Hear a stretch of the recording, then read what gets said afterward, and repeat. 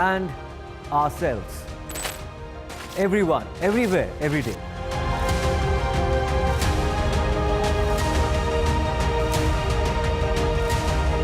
Banega Swasth India. One world hygiene. Stay informed and entertained with the new and updated NDTV News app. You can watch all our channels live, listen to podcasts, read breaking and exclusive news from around the world and more. Download the NDTV app today and get access to the best journalism and storytelling on your smartphone or tablet. The NDTV app. News that matters to you. I've been reporting on all issues big and small from Andhra Pradesh, Telangana, rest of South India, bringing you all the action, all that you need to know, all that you want to know. The energy of Maximum City is infectious. I bring in that energy in our news coverage from financial capital Mumbai. India's IT capital is always buzz. It's literally a city that never sleeps. And I keep you ahead on all the Bengaluru buzz. Covering from the southernmost part of India over the last 23 years, I bring in-depth and 360-degree coverage from the Dravidian heartland. The land of Mishti is also known for its bitter politics. I have seen much water flow under the Howrah Bridge, covering Bengal in all its vivid colors. New day, new show, a new experience. Start your day with the news, not views. We bring you stories that matter And impact your life. News that informs and keeps you ahead. From Maximum City, Mumbai, To the seat of power, Delhi. NDTV brings you the best breakfast show. Breakfast news on NDTV. 8 a.m. every day.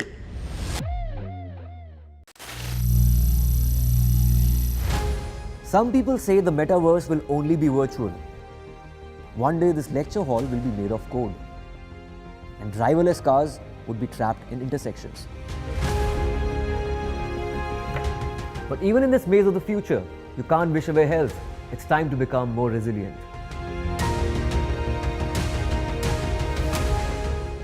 "10 years of Banega Swasth India, we have grown and achieved so many milestones.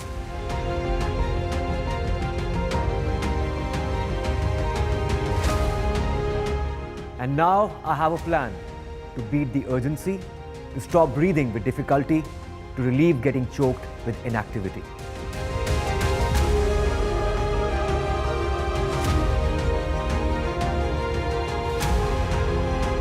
Energize our government, our environment, our society, and ourselves.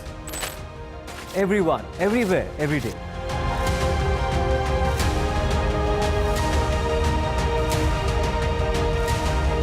Banega Swasth India. One world hygiene. Stay informed and entertained with the new and updated NDTV News app. You can watch all our channels live, listen to podcasts, read breaking and exclusive news from around the world and more. Download the NDTV app today and get access to the best journalism and storytelling on your smartphone or tablet. The NDTV app. News that matters to you. I've been reporting on all issues big and small from Andhra Pradesh, Telangana, rest of South India, bringing you all the action, all that you need to know, all that you want to know. The energy of Maximum City is infectious. I bring in that energy in our news coverage from financial capital Mumbai. India's IT capital is always buzz. It's literally a city that never sleeps. And I keep you ahead on all the Bengaluru buzz. Covering from the southernmost part of India over the last 23 years, I bring in-depth and 360-degree coverage from the Dravidian heartland. The land of Mishti is also known for its bitter politics. I have seen much water flow under the Howrah Bridge, covering Bengal in all its vivid colors.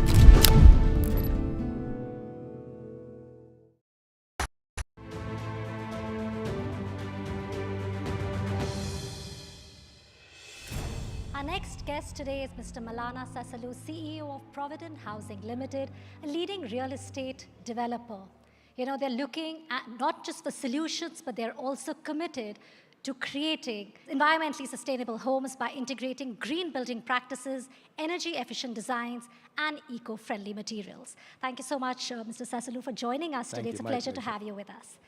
You know, the first thing, I think housing, when we look at real estate, housing, it's a very critical aspect of each one of our lives. Going back to achieving net zero emissions by 2070, it's not, we cannot think of achieving it the way we are going now. We need this radical transformation. What really do you think is the way forward? I think, by 2070, that, the targets that what we have set up, I don't think it's such a difficult situation that we are in, but a couple of things that I want to bring it to your notice. That's 2070 is around 45 years from now. If you look at India as a country 45 years back, in 1980 we were talking about roti kapda or makan. We've come a long way since then, right? So, but the only challenge that today we have is that 70% of the country is yet to be built, which means that while building anything, anything that there will be a little bit of environmental damage that happens. So while all other developed nations had the advantage of utilizing the resources fully and growing, and we have the challenge of making sure that we are sustainable while we are growing. The question here is that whenever we want to say that sustainably we want to grow, then as a society we need to have the ability to pay for that. For example, tomorrow we want to become sustainable, which that, for the last 100 years, ever since probably that we came up with the steam engine development over the 100 years back, that whatever that we have used in the 100 years, that which cannot be set right immediately. For example, if India takes a call saying that we're going to shut down all our coal-fired energy developments, then who's going to pay for the other way out for this thing? The society has to develop that kind of capability to do that. So any of these innovations or any of the steps that we take must be economically viable for the society. As far as real estate is concerned, real estate infrastructure and and construction, totally put together, we produce around 25 to 30% of the greenhouse gas emission comes out of these three industries. So what do we do about it? So there are only two ways that we can look at it. One is how do we optimize the usage of the resources so that we can reduce the greenhouse gas emission.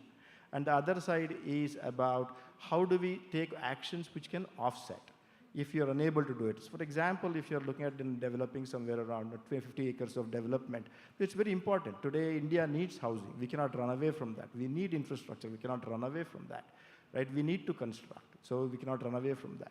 So offsetting, the first one is about while utilizing the resources, how do we utilize it in a sustainable way? So what is in all three areas? It's cement and steel. Cement and steel are definitely polluting industries. It cannot be offset, and that means that at the product level, there requires a little bit more intervention, innovation, and maybe inventions that may be required. Today, cement is, what is cement? Cement is taking the lime and then burning it and making it to cement, right? So that's the cheapest form. Is there something that we can go further and say, can we replace cement? Can we replace steel? So that's one of the ways and means of doing the things. And the second thing is, if we are going to develop some 20 acres of land somewhere and the environmental damage is done, can it be offset somewhere else? Which means that can we go and develop a forest of 20 acres? But when we develop that 40 or 40 acres of development, who's going to pay for it? Is the society ready for the development? I think in the next 45 years, and we're going to answer those questions. I think innovation and offsetting, what you said, which obviously takes us to the circular economy, which is really key. I think you've already told us about the principle, right? Reducing waste when we're looking at that, and also maximizing resources. Just moving forward, I wanted to ask you the pressure we place on natural resources. We have been talking about that through the day. Your operations are in Bengaluru, which is a water deficient state. Tell us a little bit about that. How should real estate developers approach these resource shortages, and how do they really work around this space, because that really is critical? Yeah, so I think it's a misnomer that Bangalore is water deficient and the resource is not there. In fact, it's the other way around. In fact, today we are looking at what is abundant, we are looking at it as a deficiency. We don't have a water problem in Bangalore. The problem that what we have is water management problem. In Bangalore, if you look at 100 years of rainwater data, that actually in the last, we used to get around 800 millimeters of water every year, and now we have reached around 1,100 millimeters of water every year that we are getting. That's one of the things. Second thing is that 50 kilometers south of Bangalore, you have a Kaveri river that is running. And then we get so much of water, the 100 days in a year that we get rains.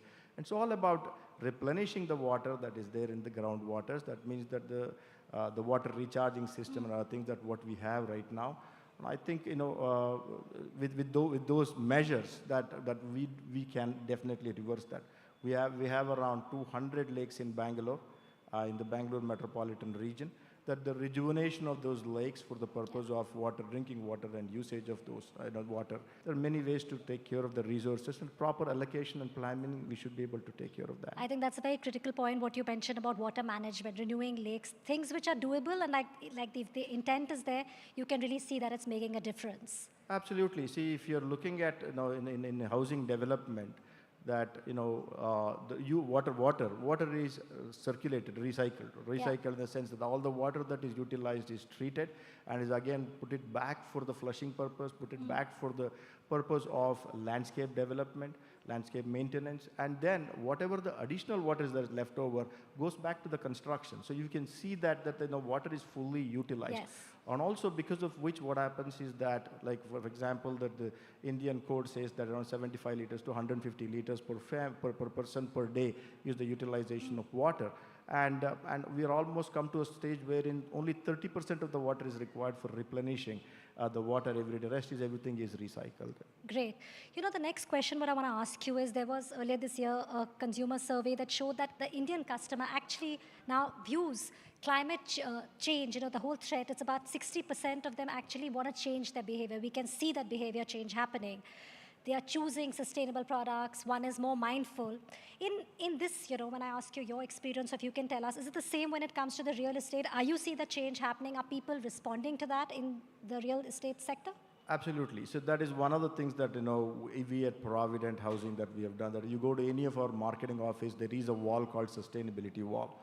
In the sustainability wall, we would have mentioned that the actions that what we have taken and what is the savings that each unit owner is going to make it. Please understand this one. One is, as a real estate developer, today what we develop is going to live for next 35, 40, 50 years. The actions that we take is, we will have a multiplier effect over the number of years. Coming back to the question whether people are definitely interested to understand what is the sustainability, how I can be responsible, and what kind of infrastructure has been placed in the residential development for people to utilize that and be part of that saving. So are they today paying for it, saying that, no, I want to go to a sustainable house, so I'm going to pay something extra? Maybe not, and those days are not too far away. See, we at Provident Housing, that we are part of the listed company, but Provident Housing is not a listed company. And the previous panelists were talking about the ESG report. Even though we are unlisted company, we are putting together an ESG report, putting out an ESG report every year, environment, social, and governance. We are putting it out every year, making sure that we are all environmentally aware and taking actions. Not only that, and I think every change comes at home. So as a company, what we have done is that every employee's key result area, KRA, will have a sustainability effect. I'll just give you one simple example. Our administrative person came back and said that we use 1 lakh bottles of water, which is half a liter bottle, every year. Around 300, 350 bottles, we used it daily, 1 lakh. He said if we are able to remove the plastic water bottle and bring back the glass water bottles and this thing, so that is an impact, and that is recorded, and that is his KRA, and that is how he contributes. So this is how we have been able to come up with, as an organization, sustainability should become a culture of the organization. And absolutely, and I think each one need to take responsibility for that. Just a last question, Malana, talking about innovations and technology, you were speaking about that. When we look at the real estate sector, where are we on that? What changes can that, innovation and technology bring? So, innovation, I think, there's quite a bit of innovation in every aspect of our development is required, including in the policy making and the engineering that what we do. and also at the material level what we use. There are 3 areas that we can look at. For example, what we are looking at is energy. In residential development, we are developing, one of the largest projects that we are developing is 6,000 units. In 6,000 units, what should stop a developer to go and actually put a renewable energy plant for solar or a wind somewhere geographically, somewhere in Bangalore, and should be able to put that onto the grid and should be able to distribute it to those 6,000 people. But the law does not allow us to do that because we do not have the distribution license for that. So this innovation in policies and other things is first is required. The second part would be innovation in the material usage. For example, engineered materials like engineered wooden doors and other things, which are all manufactured in controlled environment where that it is controlled in such a way that the energy efficiency and other things are there. So yeah, so there are many ways, and I think the invention side could be in the material side, and where polluting materials are replaced by non-polluting materials. And I think that should be the way. And that can make a huge difference, yeah. It's really been a pleasure to have you with us. Thank you so much. My pleasure, Afrika. Thank you very much.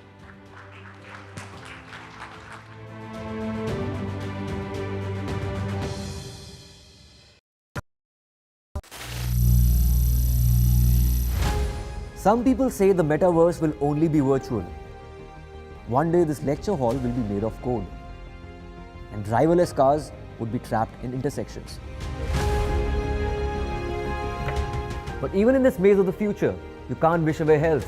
It's time to become more resilient.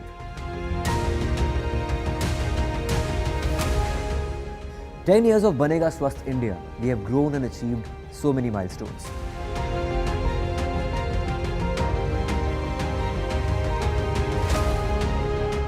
And now I have a plan to beat the urgency, to stop breathing with difficulty, to relieve getting choked with inactivity.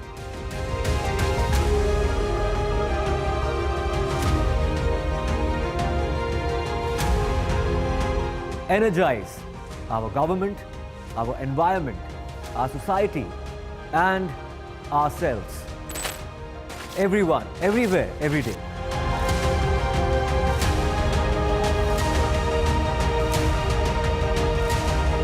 Banega Swasth India. One world hygiene. Stay informed and entertained with the new and updated NDTV News app. You can watch all our channels live, listen to podcasts, read breaking and exclusive news from around the world and more. Download the NDTV app today and get access to the best journalism and storytelling on your smartphone or tablet. The NDTV app. News that matters to you. I've been reporting on all issues big and small from Andhra Pradesh, Telangana, rest of South India, bringing you all the action, all that you need to know, all that you want to know. The energy of Maximum City is infectious. I bring in that energy in our news coverage from financial capital Mumbai. India's IT capital is always buzz. It's literally a city that never sleeps. And I keep you ahead on all the Bengaluru buzz. Covering from the southernmost part of India over the last 23 years, I bring in-depth and 360-degree coverage from the Dravidian heartland. The land of Mishti is also known for its bitter politics. I have seen much water flow under the Howrah Bridge, covering Bengal in all its vivid colors. New day, new show, a new experience. Start your day with the news, not views. We bring you stories that matter. And impact your life. News that informs and keeps you ahead. From Maximum City, Mumbai, To the seat of power, Delhi. NDTV brings you the best breakfast show. Breakfast news on NDTV. 8 a.m. every day.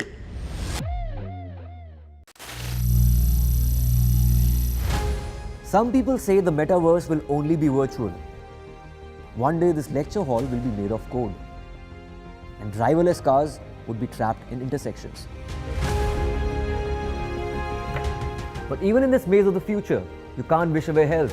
It's time to become more resilient.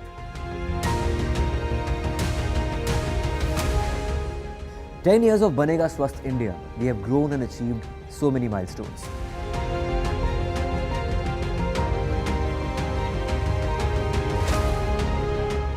And now I have a plan to beat the urgency, to stop breathing with difficulty, to relieve getting choked with inactivity.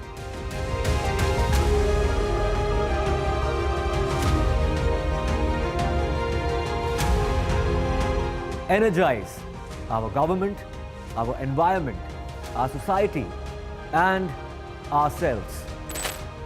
Everyone, everywhere, every day.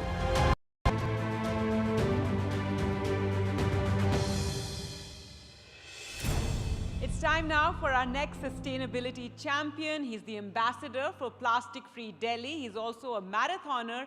And if you combine the two, he is India's Plogging ambassador.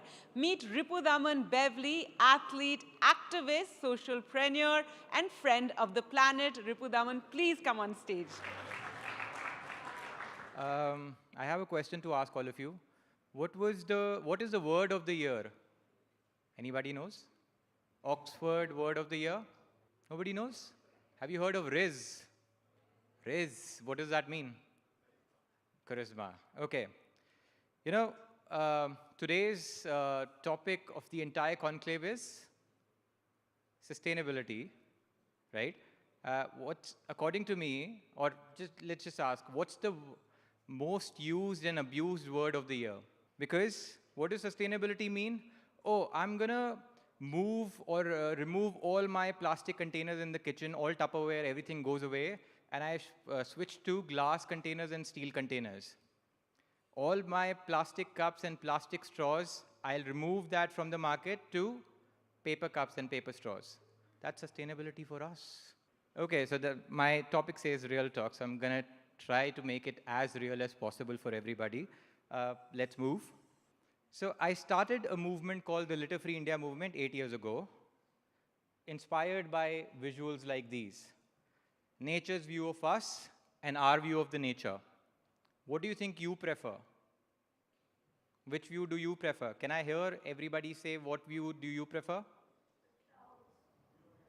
Our view of nature, right? That's what I prefer, that's what I want. But you know, if we have to get that view of nature, then we will have to work towards it. We will have to sacrifice a lot of things. We cannot be at status quo, जैसे आज life चल रही है, जैसे आज ज़िंदगी चल रही है, ऐसे नहीं चलने वाला. अगर ऐसे चलेगा, तो यही वाला view मिलेगा, और कुछ सालों में ये वाला view भी नहीं मिलेगा. This is what I've been doing for the last 8 years. I always say this as I have this crazy dream of making India litter free, and I'm on a mission to make that dream a reality. 2016, I'm a runner. I run marathons, 42.195 kilometers. So that's my distance I run. So when I run and train in the mornings, लोग कम होते हैं, traffic नहीं होता है. तो सुबह जो मेरे को सबसे ज़्यादा दिखता था, वो था कूड़ा, trash and plastic. अब मैंने कुछ लोगों से बात की, लोगों को clean up के लिए बुलाया, कोई नहीं आया. But fitness और running sessions के लिए 100 लोग turn up हो जाते थे यार. So that was my cue to combine fitness to fight the garbage crisis in the country, because we were all runners. We ran and started picking up litter. Very, very quickly it became a very cool term. It became from Sweden, like it's called plogging. We were just doing it as a bunch of runners here. तो तब से लेकर आज तक तकरीबन 700 से ज़्यादा clean up drives हमने organize किए हैं across 110 odd cities. Moving to the campaigns. इस साल one of the biggest incidents that had happened was the प्राण प्रतिष्ठा ceremony at Ayodhya. तो उससे पहले, अगर आप गए होंगे उस टाइम पे अयोध्या, तो उससे पहले हमने 2 दिन का एक क्लीन अप ड्राइव ऑर्गेनाइज किया था अयोध्या में, जहाँ पे हमने अयोध्या घाटों की मिलके यूपी गवर्नमेंट के साथ और कॉलेज और स्कूल स्टूडेंट्स के साथ मिलके वहाँ पे घाटों की सफाई की थी, ताकि जब लोग आएँ, जब श्रद्धालु आएँ, तो उन्हें वो जगह साफ दिखे, राम राज्य दिखे actually. Let's talk about the last campaign, Run to Make India Litter Free, my most ambitious campaign till date. NDTV was my partner. This was 2019. I ran across 50 cities in 50 days, cleaning up 1,000 kilometers on foot. मतलब रोज एक half marathon हमने एक शहर में भागा. सिर्फ भागा नहीं, एक्चुअली कचरा उठाया वहाँ के लोकल्स के साथ मिलके. और उस कैंपेन के 3rd वीक में मुझे ऑनरेबल प्राइम मिनिस्टर का कॉल आया और उन्होंने बोला कि ये सिर्फ आप अकेले क्यों कर रहे हो, पूरा देश आपके साथ करेगा. And the government of India adopted our mission, making it the first such citizen-led movement which is adopted by government of India, and more than 1 crore Indians have participated. Let's talk about plastic now. Plastic when invented was invented in 1907 first time, but 50-60 years ago जब plastic का mainstream में use आया, it was considered the biggest invention, the greatest gift to humanity in the 20th century. 50 साल में from the greatest invention to the greatest travesty ये कैसे बन गया?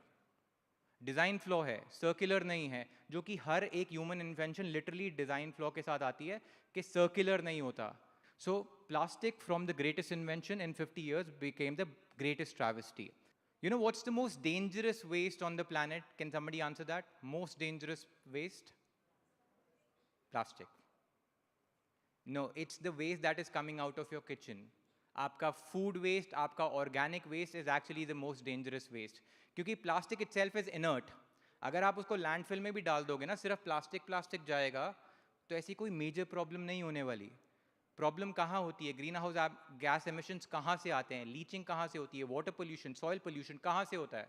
जब आपका organic कचरा आपके plastic और other sorts of dry waste के साथ muddle up होता है, then this organic waste, which can decompose, which can become black gold, which can go back to nature, is actually rotting, सड़ रहा है वो without the aeration.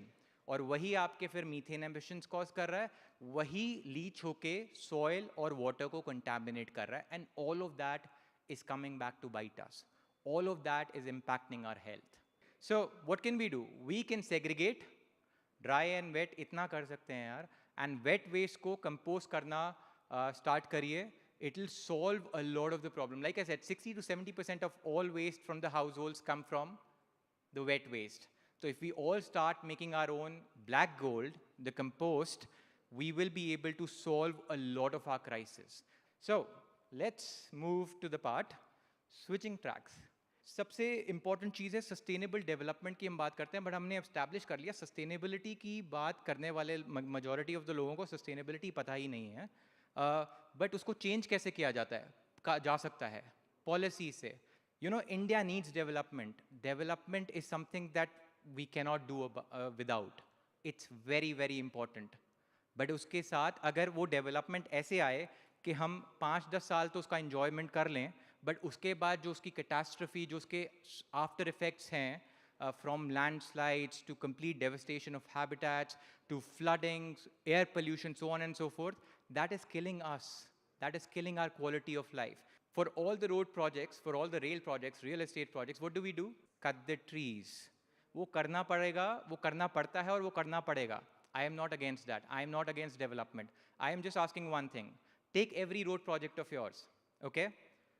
Then you do an audit on that project before giving an approval to understand what is going to be my number of trees being cut. What is going to be my damage on the forest? How many forests am I going to mow down? What is going to be the loss of habitat, loss of biodiversity, soil, water, air pollution, and then let's use a metric like carbon emissions of X tons of CO2. I am going to shift this project 3 to 5 years, ideally 5 years, and in those 5 years, now I am going to build an ecosystem, which means I'm going to plant, if I'm cutting down 1 lakh trees, I'm going to plant 10, 15, 20, 25 lakh trees, 5, 6, 7 feet saplings in the vicinity of this project over the next year or so, so that 4-5 साल में ये mid to full size trees होंगे. We will impact the biodiversity positively, वो increase हो जाएगा, habitat increase हो जाएगा, और जो हम damage करने वाले हैं water, air और soil pollution की वजह से, वो भी हमने already offset कर लिया है. Now हमने जितना offset किया है उसको बोलते हैं Y tons of CO2. 5 साल के बाद we are ready to make the project. Now this X CO2 जो इस project में damage होने वाला है, that has to be less than Y CO2, Y tons of CO2. इतना सा policy change करना है. It might not be the easiest, but you know what, the way we're going right now, that is definitely not sustainable. Let's make environment the #1 agenda. Now this starts with all of us. When we go for grocery shopping, can we, to the local market, instead of going 1 kilometer in our car, and burning a lot of fuel, can we not just walk? When we start being mindful, we will make more sustainable choices. We will not switch from Tupperware and plastic jars in our kitchen to glass and steel jars because it's sustainable. No, that's consumerism. So we need to understand what sustainability is, we need to be mindful about it, and we need to make choices accordingly. Then to the manufacturers and brands, you need to identify ways to cut down on your packaging. It's as simple as that. It is not sustainable today at all, and moving from plastic packaging to paper packaging, that's the worst that you can do. So very important is our policymakers, our government, state and center. And we need to address this problem together. And for that, we have to tell our leaders that this is our #1 agenda. So stop greenwashing, stop the BS, because वो चलता रहता है और वो चलता रहेगा. But we have to somehow stand up and take that step and say, no, this will not do anymore.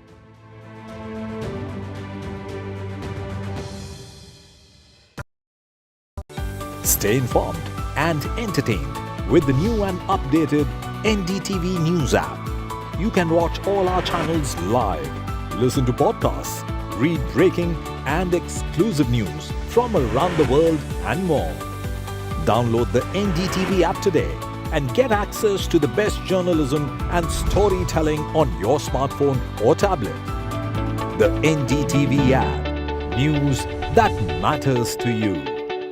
I've been reporting on all issues big and small from Andhra Pradesh, Telangana, rest of South India, bringing you all the action, all that you need to know, all that you want to know. The energy of Maximum City is infectious. I bring in that energy in our news coverage from financial capital Mumbai. India's IT capital is always buzz. It's literally a city that never sleeps. And I keep you ahead on all the Bengaluru buzz. Covering from the southernmost part of India over the last 23 years, I bring in-depth and 360-degree coverage from the Dravidian heartland. The land of Mishti is also known for its bitter politics. I have seen much water flow under the Howrah Bridge, covering Bengal in all its vivid colors.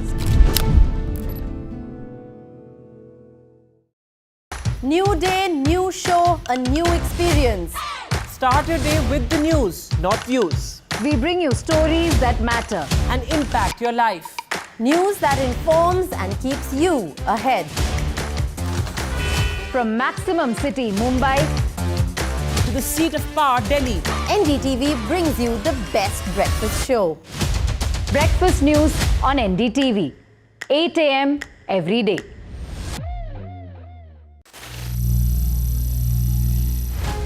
Some people say the metaverse will only be virtual. One day this lecture hall will be made of code, and driverless cars would be trapped in intersections. But even in this maze of the future, you can't wish away health. It's time to become more resilient.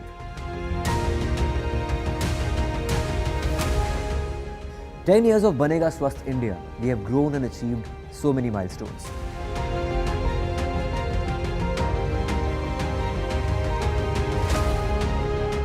And now I have a plan to beat the urgency, to stop breathing with difficulty, to relieve getting choked with inactivity.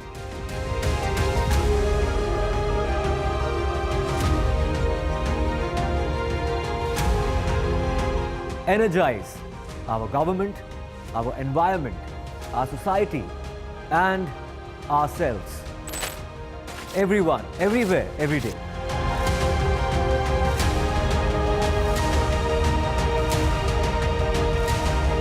Banega Swasth India. One world hygiene. Stay informed and entertained with the new and updated NDTV News app. You can watch all our channels live, listen to podcasts, read breaking and exclusive news from around the world and more. Download the NDTV app today and get access to the best journalism and storytelling on your smartphone or tablet. The NDTV app. News that matters to you. I've been been reporting on all issues big and small from Andhra Pradesh, Telangana, rest of South India, bringing you all the action, all that you need to know, all that you want to know. The energy of Maximum City is infectious. I bring in that energy in our news coverage from financial capital Mumbai. India's IT capital is always buzz. It's literally a city that never sleeps. And I keep you ahead on all the Bengaluru buzz. Covering from the southernmost part of India over the last 23 years, I bring in-depth and 360-degree coverage from the Dravidian heartland. The land of Mishti is also known for its bitter politics. I have seen much water flow under the Howrah Bridge, covering Bengal in all its vivid colors. New day, new show, a new experience. Start your day with the news, not views. We bring you stories that matter. And impact your life. News that informs and keeps you ahead. From Maximum City, Mumbai, To the seat of power,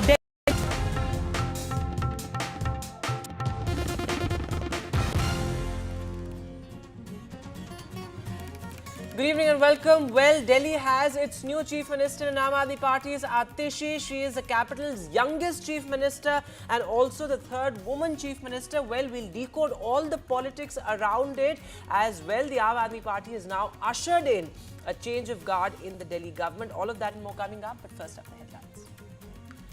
Aam Aadmi Party's Atishi takes oath as the capital Chief Minister. Delhi gets its youngest Chief Minister in Atishi. Well, in her cabinet, 4 ministers have been retained, 1 new face in Mukesh Ahlawat. This as the Aam Aadmi Party ushers in a change of guard in the capital. Rahul Gandhi defends his remarks on the Sikh community. Rahul Gandhi says the BJP is spreading lies about my remarks. Bigwigs hit the campaign road to phase 2 in Jammu and Kashmir. Amit Shah accuses the National Conference and the PDP of delaying the Jammu and Kashmir polls. This is Umar Abdullah hits back. He says polls are being held after a tough 10-year wait. Air Marshal AP Singh is India's new Air Force Chief. The Vice Chief of Air Force is set to take over the top job. The man who led the MiG-29 upgrade project in Russia is set to head the Indian Air Force.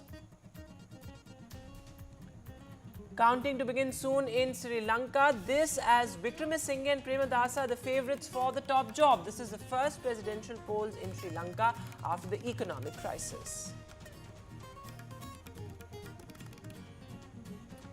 PM Modi on the way to US for his crucial 3-day visit. Well, the Prime Minister is set to attend the Quad Summit in the States as well. He's also expected to hold bilateral meeting with President Joe Biden. Diplomacy, diaspora and dosti. Well, NDTV reports from the US.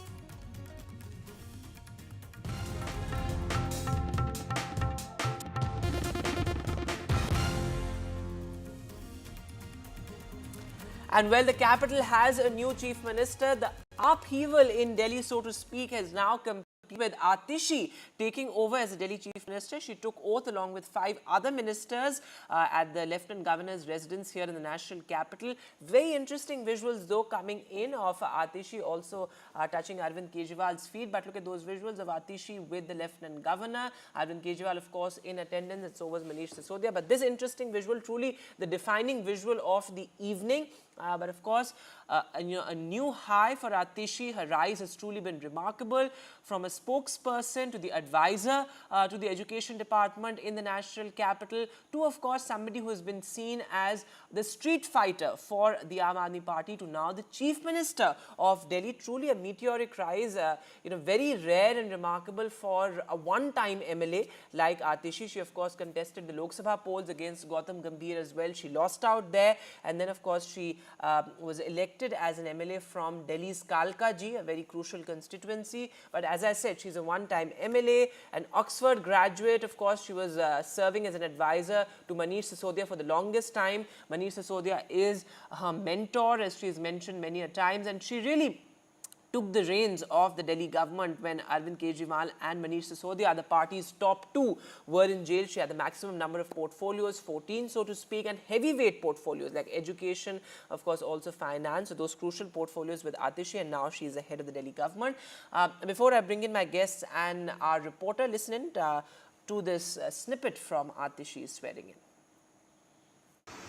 मैं आतिशी ईश्वर की शपथ लेती हूँ कि मैं विधि द्वारा स्थापित भारत के संविधान के प्रति सच्ची श्रद्धा और निष्ठा रखूंगी।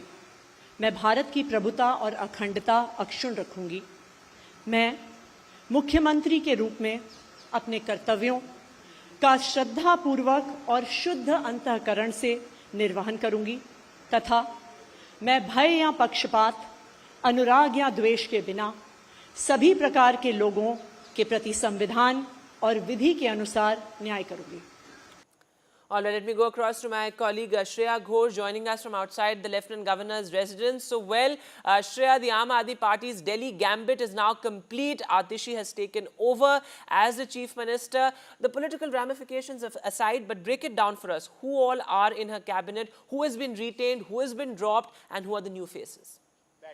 तो ये सब आतिशी आने वाले समय में किस तरह से करेंगी और योजना की बात Right, so the oath ceremony has finally ended, Vedant, and we know that Atishi, along with the 5 Council of Ministers, have taken the oath, amongst which, most of the veteran Aam Aadmi Party leaders have been retained, including Kailash Gehlot, Imran Hussain, Gopal Rai, Saurav Bharadwaj, and we have seen a new face, the MLA from Sultanpur Marja, Mr. Mukesh Elawat has been the new face of Aam Aadmi Party. Remember that the Delhi cabinet has a maximum of 7 ministers, but right now we have the names of only 6 ministers. Aam Aadmi Party has released only the name of 6 ministers, and the 7th minister's name is yet to be announced by the party.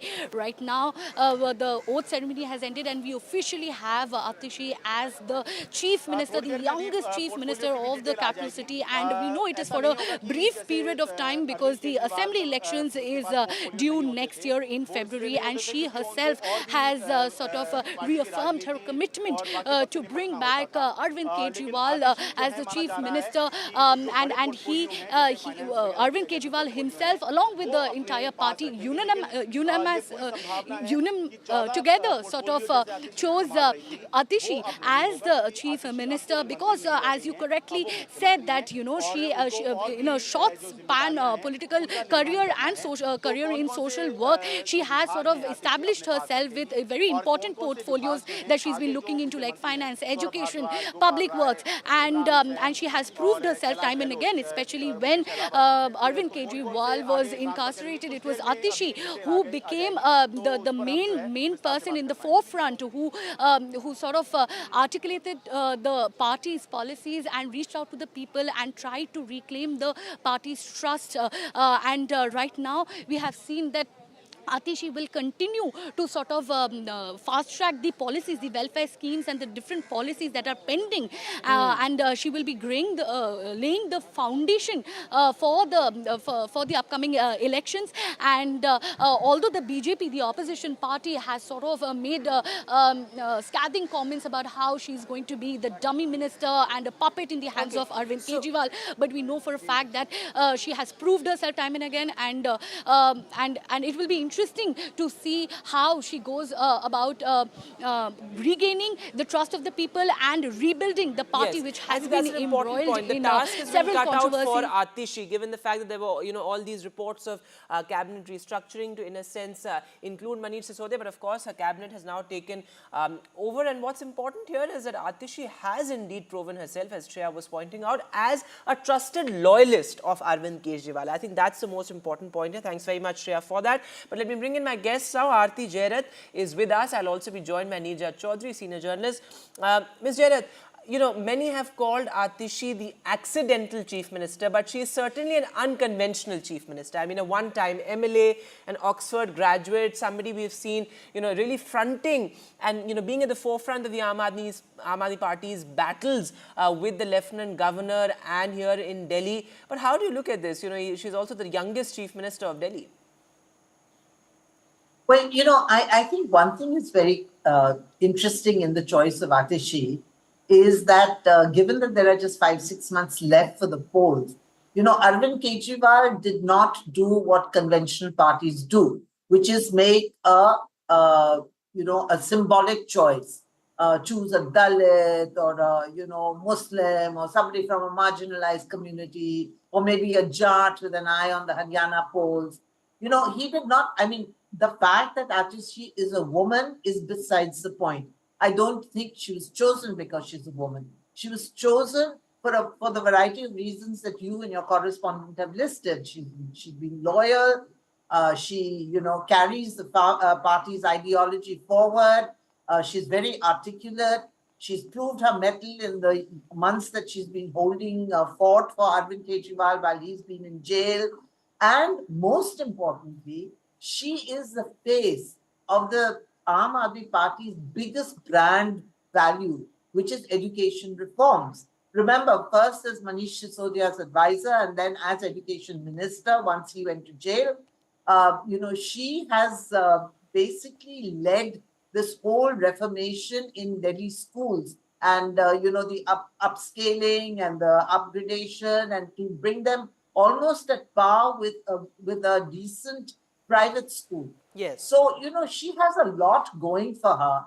And of course, she's probably one of the best educated, heads of a government that India has seen with the kind of, academic credentials she has. I think that's so an important point you're making, ma'am. And also, she's somebody who's administratively sound. She's really headed so many departments, so many ministries here in the national capital. So, the choice is more administrative rather than political, as I think you said. But Neerja, ma'am, I think what really worked for Atishi was the fact that Arvind Kejriwal trusts her implicitly. I mean, she is somebody who was brought in by people like Yogendra Yadav and Prashant Bhushan. They are not around anymore as far as the Aam Aadmi Party is concerned. And here you have, Atishi now occupying the top position. So Arvind Kejriwal trusts her implicitly, and she has publicly many a times dissented, when it comes to, say, people like Prashant Bhushan and Yogendra Yadav, but sided with Arvind Kejriwal. I think that loyalty has really worked for Atishi, isn't it, Ms. Chaudhary?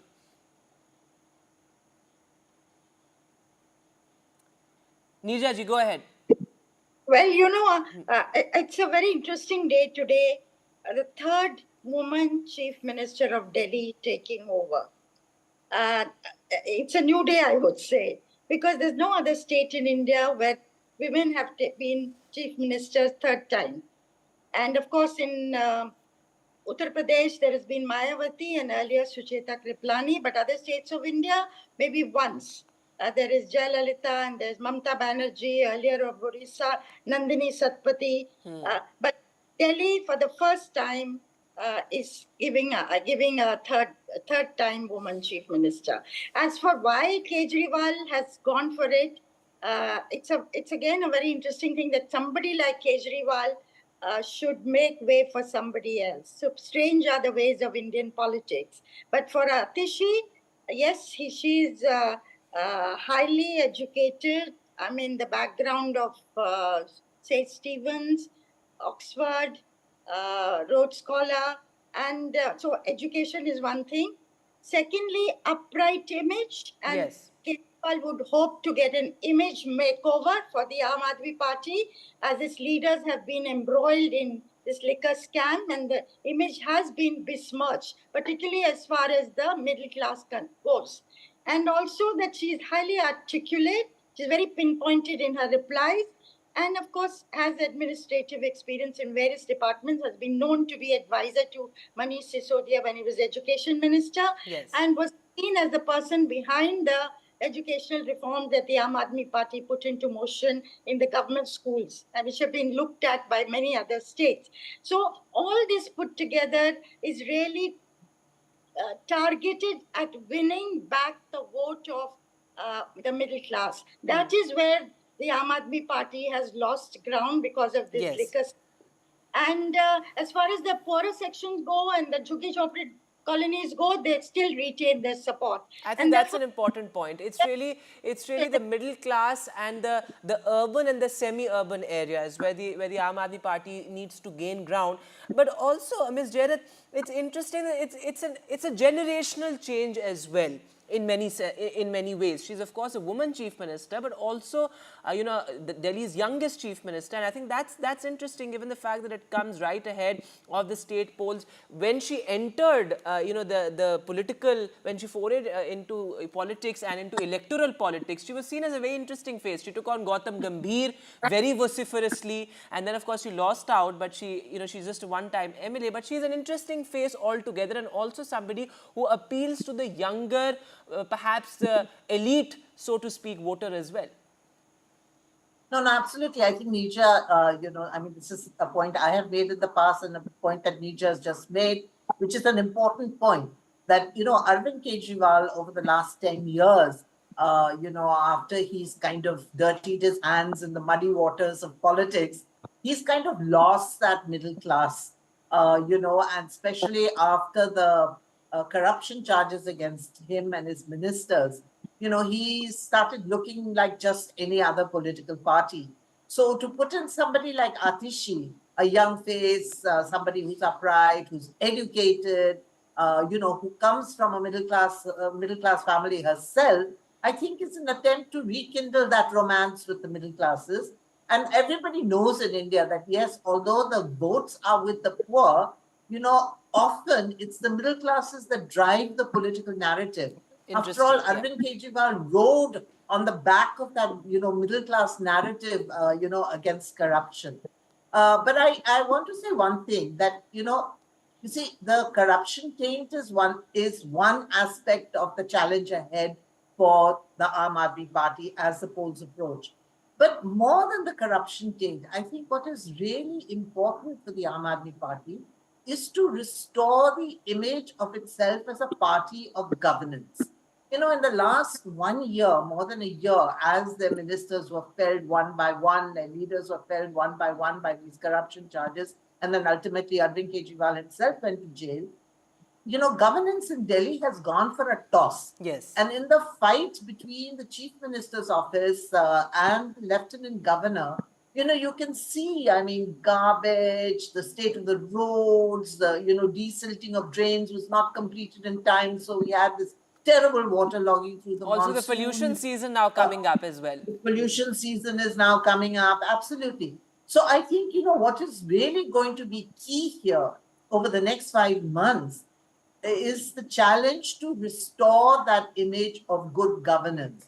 And it's a real challenge because given the structure of, Delhi and after the constitutional amendment, the chief minister's every decision has to be rooted through the lieutenant governor's office. And I think that's an interesting point you're making. In fact, Ms. Jareth, what's also interesting is that Manoj Tiwari has already written to the chief minister minutes after her swearing in, and in fact, he has demanded an inquiry into the liquor policy, a liquor policy case, asking as to why the Delhi government decided to withdraw the liquor policy. Of course, the entire charge is that the Aam Aadmi Party received kickbacks and commissions, in the now withdrawn liquor policy. So, Neerja ji, that's interesting because the BJP, in a sense, is also sort of setting the agenda for the polls. The BJP, for the BJP, it's only going to be this sort of corruption plank saying that, the man who was once the corruption crusader of the capital is now mired in so many controversies. His ministers are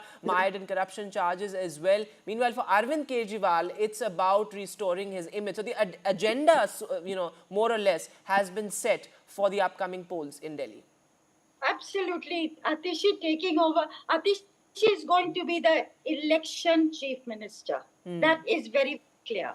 And, you've talked about being a woman. I think every party is now wooing women as a vote bank. Women are emerging as a constituency on their own.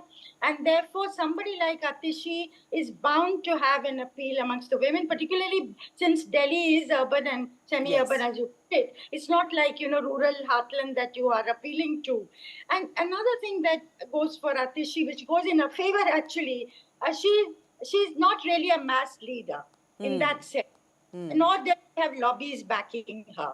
So she's less of a threat, and of course a loyalist to Kejriwal and a loyalist certainly to Manish Sisodia, with whom she's worked very, very closely. So there are many things going for her. Of course, had it been, say, another woman, say Rakhi Birla, would be Dalit as woman, then it becomes that much more difficult to replace her when the time comes and if it becomes necessary and the party wins again in Delhi and Kejriwal becomes CM again.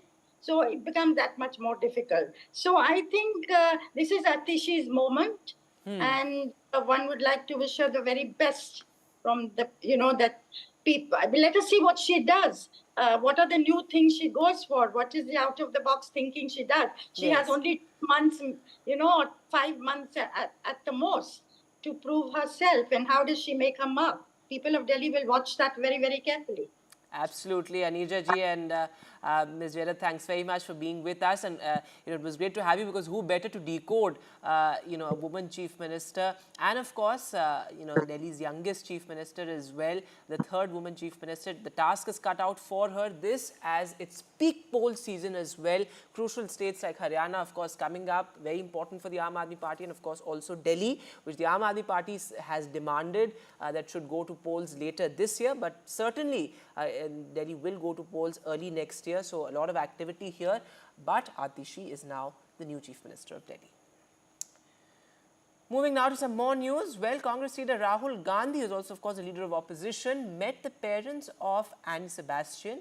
Of course, she is somebody who worked with the top firm, and her mother had alleged that she died because of overwork.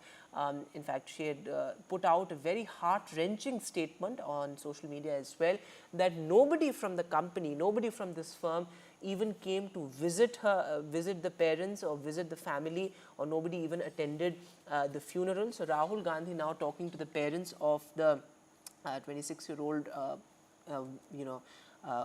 26-year-old employee, Annie Sebastian.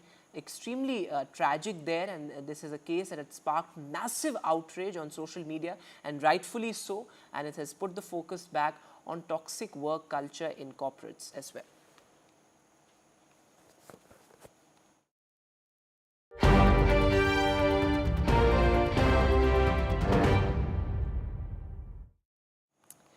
And well, the Prime Minister is on his way to the US, a crucial state visit. He is set to, of course, hold bilateral meetings with President Joe Biden, and at the same time, Quad is going to be the key focus. It's a 3-day power-packed visit with, of course, diplomacy and dialogue really at the forefront, and of course also diaspora, given the fact that every time the Prime Minister has gone to the US, diaspora events really are front and center.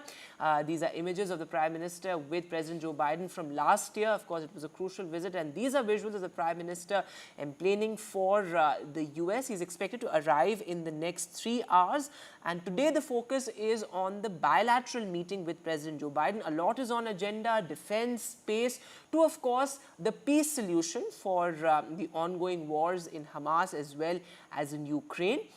Prime Minister's visit to Russia and Ukraine will perhaps also be brought up in that key bilateral with President Biden. And after that, the Quad summit is going to be crucial, given the fact that this grouping has really emerged as a strong alternative to China's growing aggression as well. So a lot is on agenda, and NDTV will be reporting from ground. NDTV's Vishnu Shom will get us all the action. Hello and welcome. I'm Vishnu Shom in Wilmington in Delaware in the United States, where Prime Minister Modi gets set for a one-on-one meeting with the US President Joe Biden. Also a very important meeting of the Quad grouping. He has a huge presence over here. He's very popular among non-resident Indians. There'll be a massive community event in a few days. And he'll also be speaking to CEOs and at an important international conference. I'll bring you all the details on the ground right here on NDTV 24/7.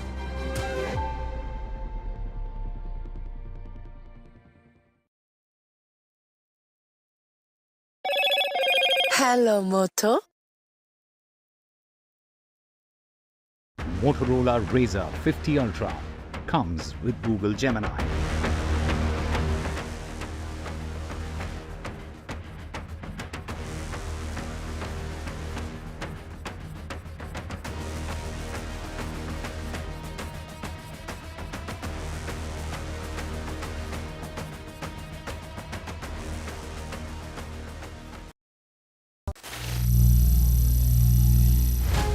Some people say the metaverse will only be virtual. One day this lecture hall will be made of code, and driverless cars would be trapped in intersections. But even in this maze of the future, you can't wish away health. It's time to become more resilient.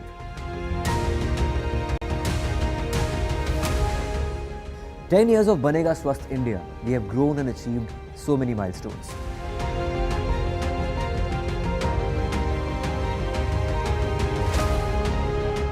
And now I have a plan to beat the urgency, to stop breathing with difficulty, to relieve getting choked with inactivity.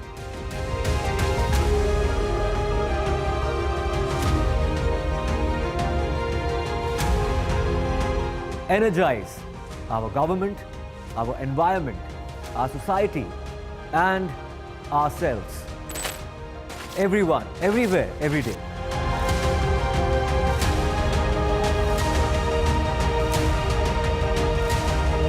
Banega Swasth India. One world hygiene.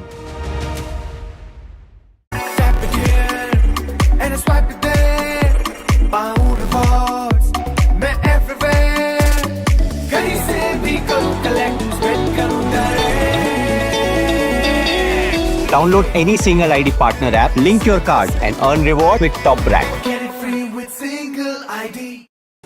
Stay informed and entertained with the new and updated NDTV News app. You can watch all our channels live, listen to podcasts, read breaking and exclusive news from around the world and more. Download the NDTV app today and get access to the best journalism and storytelling on your smartphone or tablet. The NDTV app. News that matters to you. I've been reporting on all issues big and small from Andhra Pradesh, Telangana, rest of South India, bringing you all the action, all that you need to know, all that you want to know. The energy of Maximum City is infectious. I bring in that energy in our news coverage from financial capital Mumbai. India's IT capital is always buzz. It's literally a city that never sleeps. And I keep you ahead on all the Bengaluru buzz. Covering from the southernmost part of India over the last 23 years, I bring in-depth and 360-degree coverage from the Dravidian heartland. The land of Mishti is also known for its bitter politics. I have seen much water flow under the Howrah Bridge, covering Bengal in all its vivid colors. New day, new show, a new experience. Start your day with the news, not views. We bring you stories that matter and impact your life. News that informs and keeps you ahead. From Maximum City, Mumbai, to the seat of power, Delhi, NDTV brings you the best breakfast show. Breakfast news on NDTV, 8 a.m. every day.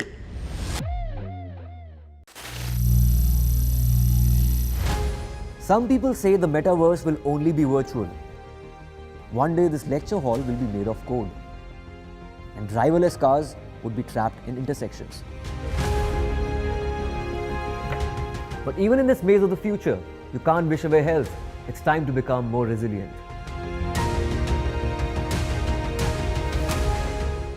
"10 years of Banega Swasth India, we have grown and achieved so many milestones.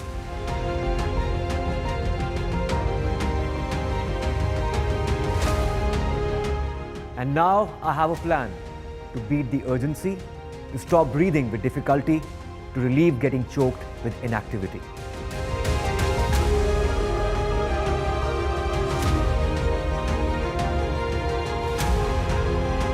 Energize our government, our environment, our society, and ourselves. Everyone, everywhere, every day.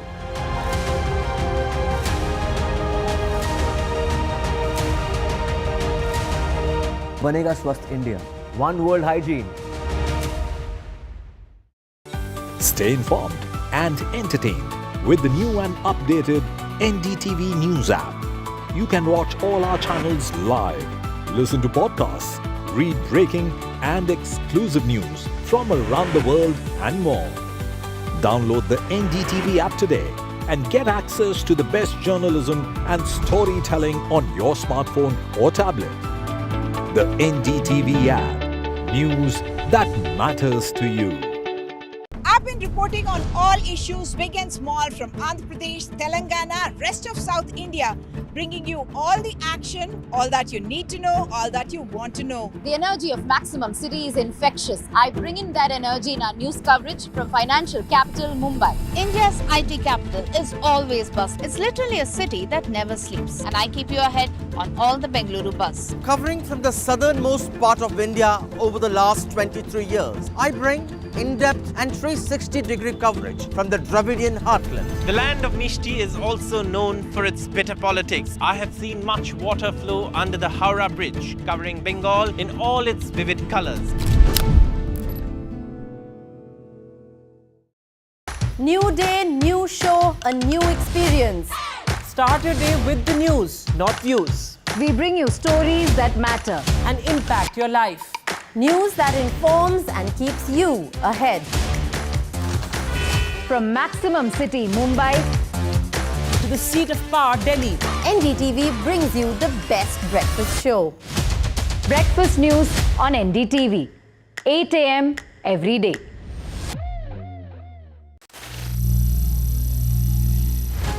Some people say the metaverse will only be virtual. One day this lecture hall will be made of code, and driverless cars would be trapped in intersections.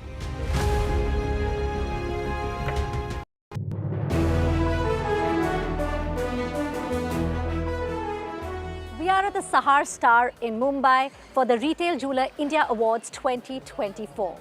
Well, these awards not only recognize these exceptional designs, but also the passion, dedication, and artistry that each of these pieces embodies.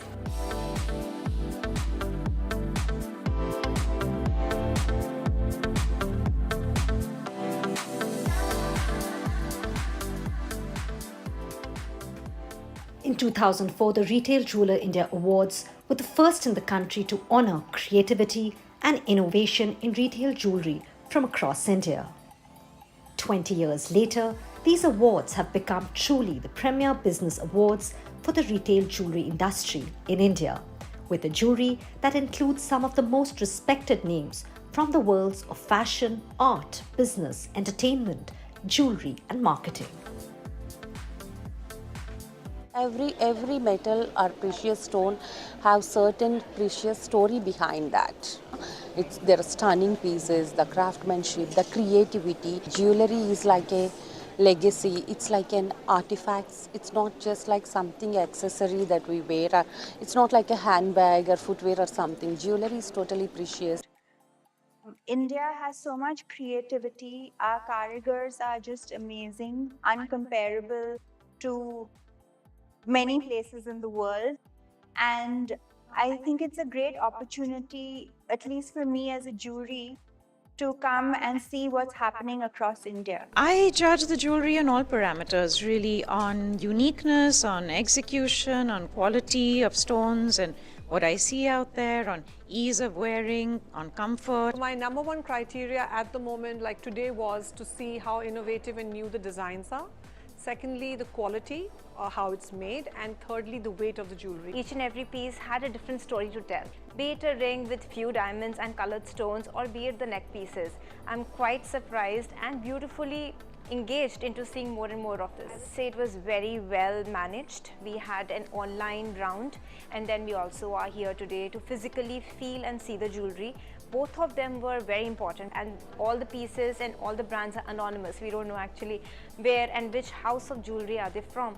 It is beautiful to see them with your hands, try them on, and then give the ratings as per our liking. Even if you're not part of, let's say, the jewelry industry, it's still, the whole process is such that it still makes it easy for someone who's judging. There were some very nice pieces this year that I saw, and very, very different and very innovative pieces. Year after year I come here, and I think it gets better and better every time, and I enjoy this process. The old type of jewelry, the temple kind, the intricate work it's really, I feel attracted towards that. I saw the difference between seeing it digitally when I saw it and I judged it online versus seeing the pieces in person.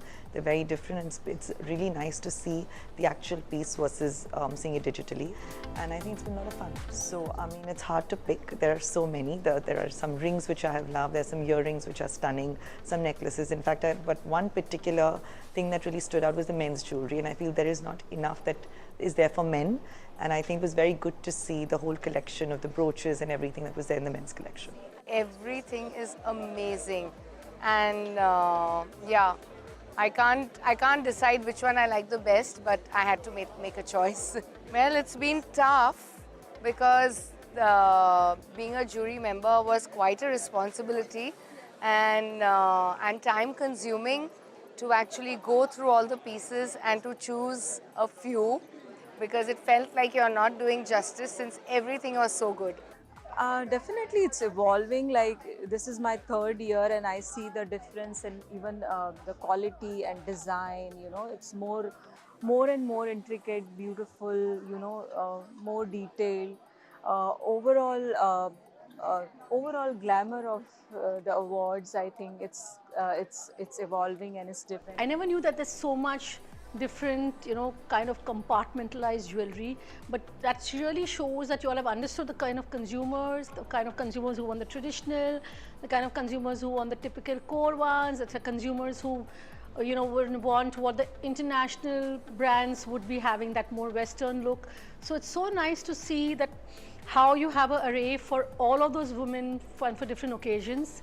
Really interesting. I really learned a lot from you. I've been part of the jury for, I think, the last maybe 5 to 6 years, and I see a huge shift in the quality of the pieces in terms of the design. It's really evolved in the sense the choice of material, the choice of metal, the choice of stones, the way it is all set together has really transitioned over the years. But I think it's also because jewelry has evolved across the world, right? So that it has a lot of impact on Indian jewelry as well. So I think that's probably the cause, which is a good cause. To see what designers are creating, how they've unpacked their brain to create something so out of the box. They've been brave, they've been courageous to really experiment with different styles. And that's what I see in the design gallery this year. The jewelry industry has long been known for its beauty, luxury and personal experiences. The winners and nominees have transformed precious metals and these beautiful gems into masterpieces. Clearly, it's pushed their boundaries of design and innovation. The 19th edition of the Retail Jeweler India Awards 2024, which obviously means a lot of dedication and commitment. So let's speak to the minds behind these awards. Soma and Samay, thank you so much. First of all, you know, 19 years is a long time. Tell us what really was a thought when you all started these awards. So Ambika, you know, when we started out, it was primarily to fill a gap in the industry, because if you see any other category which concerns the customers, there are award platforms because it helps them recognize the best from the rest. And I think that platform was missing for our industry, and that was the start of these awards. And Samit, 19th year, I mean next year will be 2 decades. What makes this year different and special? I think, you know, we have really seen the industry evolve and get organized, and the awards has also really enhanced its reputation, the processes. We have been steadily doing these awards with a lot of integrity, and I think that is what really counts. And industry recognizes that, and the industry supports the platform, because we can create a platform, but you can't really push jewelers to participate unless they see value in it. And the fact is that we have had an independent jury panel since the time we started, and that has kept the decision-making process extremely unbiased and very holistic. And I think that is what has built the awards over the years. You all have been associated with the awards, you know, with the Retail Jeweler India Awards for over like 5-6 years. What does it really mean, you know, this kind of partnership, commitment, you know, to keep going on and on?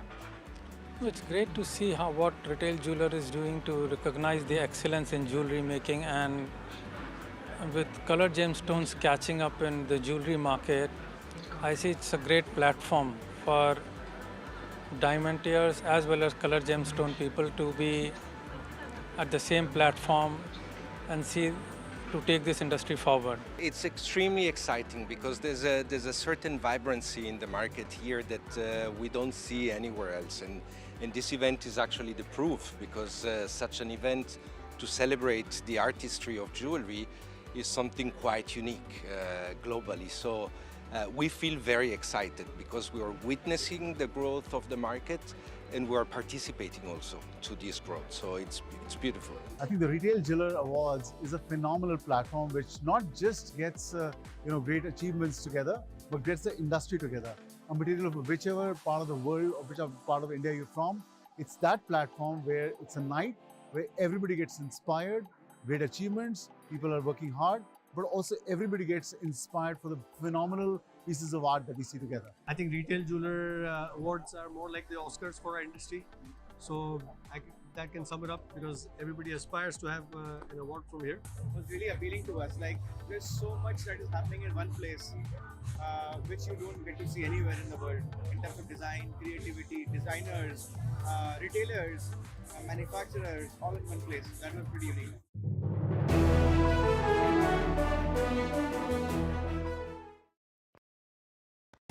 Stay informed and entertained with the new and updated NDTV News app. You can watch all our channels live, listen to podcasts, read breaking and exclusive news from around the world and more. Download the NDTV app today and get access to the best journalism and storytelling on your smartphone or tablet. The NDTV app. News that matters to you. I've been reporting on all issues, big and small, from Andhra Pradesh, Telangana, rest of South India, bringing you all the action, all that you need to know, all that you want to know. The energy of Maximum City is infectious. I bring in that energy in our news coverage from financial capital Mumbai. India's IT capital is always buzz. It's literally a city that never sleeps. And I keep you ahead on all the Bengaluru buzz. Covering from the southernmost part of India over the last 23 years, I bring in-depth and 360-degree coverage from the Dravidian heartland. The land of Mishti is also known for its bitter politics. I have seen much water flow under the Howrah Bridge, covering Bengal in all its vivid colors. New day, new show, a new experience. Start your day with the news, not views. We bring you stories that matter and impact your life. News that informs and keeps you ahead. From Maximum City, Mumbai, to the seat of power, Delhi, NDTV brings you the best breakfast show. Breakfast news on NDTV, 8 a.m. every day.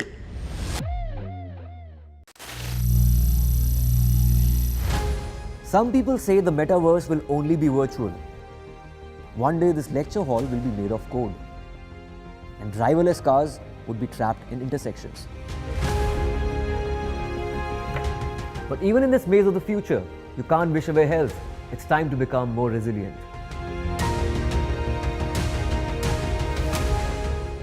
"10 years of Banega Swasth India, we have grown and achieved so many milestones.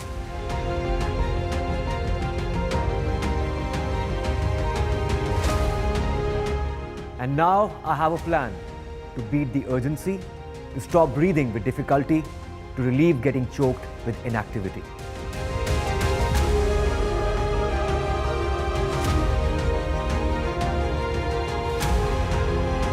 Energize our government, our environment, our society, and ourselves. Everyone, everywhere, every day.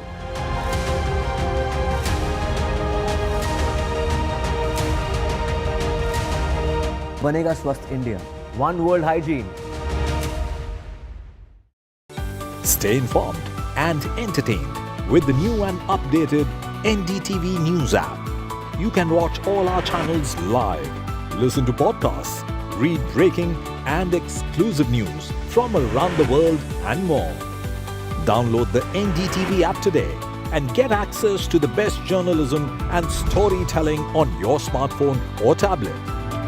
The NDTV app. News that matters to you. I've been been reporting on all issues big and small from Andhra Pradesh, Telangana, rest of South India, bringing you all the action, all that you need to know, all that you want to know. The energy of Maximum City is infectious. I bring in that energy in our news coverage from financial capital Mumbai. India's IT capital is always buzz. It's literally a city that never sleeps. And I keep you ahead on all the Bengaluru buzz. Covering from the southernmost part of India over the last 23 years, I bring in-depth and 360-degree coverage from the Dravidian heartland. The land of Mishti is also known for its bitter politics. I have seen much water flow under the Howrah Bridge, covering Bengal in all its vivid colors. New day, new show, a new experience. Start your day with the news, not views. We bring you stories that matter and impact your life. News that informs and keeps you ahead. From Maximum City, Mumbai, to the seat of power, Delhi, NDTV brings you the best breakfast show. Breakfast news on NDTV, 8 a.m. every day.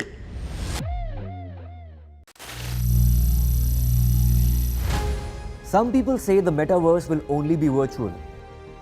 One day this lecture hall will be made of code, and driverless cars would be trapped in intersections. But even in this maze of the future, you can't wish away health. It's time to become more resilient.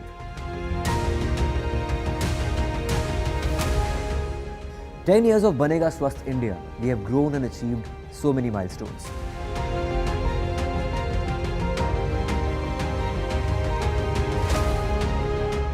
And now I have a plan to beat the urgency, to stop breathing with difficulty, to relieve getting choked with inactivity.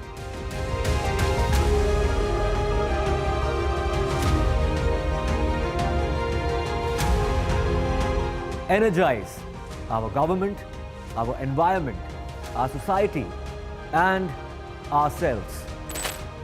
Everyone, everywhere, every day.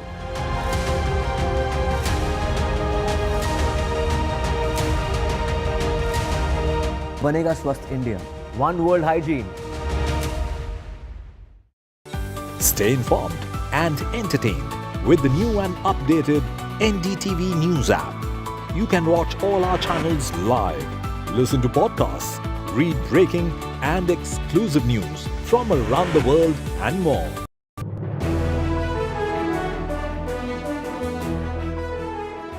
It's truly the most dazzling evening in the world of jewelry, and it gives me a huge honor to have all of you present here.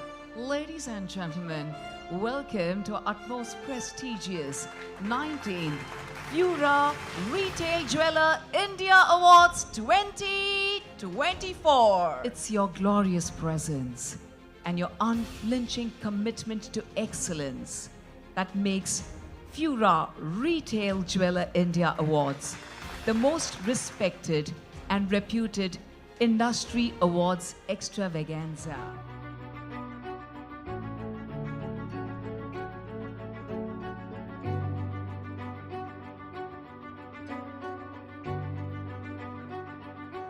Winner is Charo Jewels from Surat.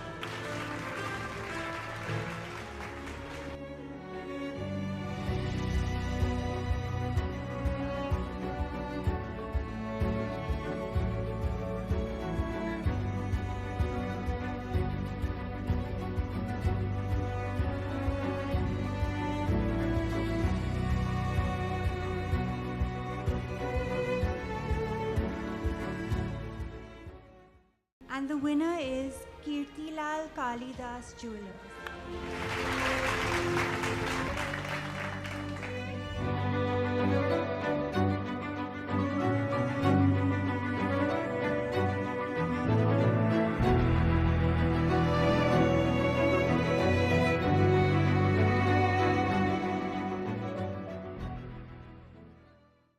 The winner is Gehna Jewelers from Gwalior.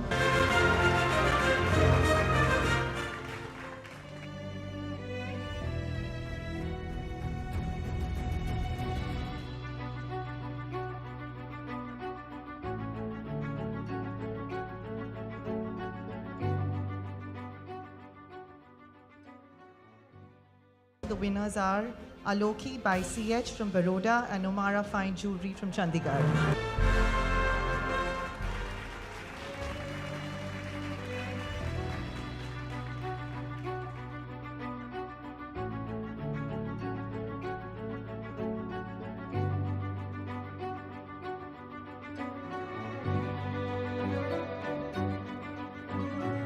The winners are NAC Jewelers, Sona Chandi Jewelers.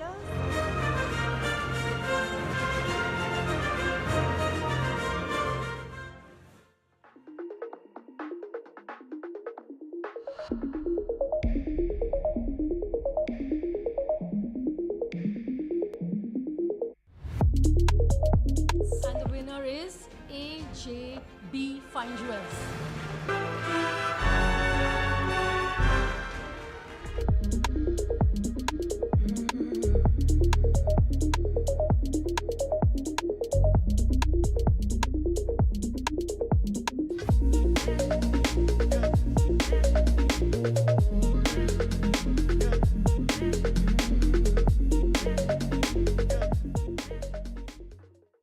The winner is Prince Jewelry from Chennai and Wama Hari Patti from Mumbai. Congratulations.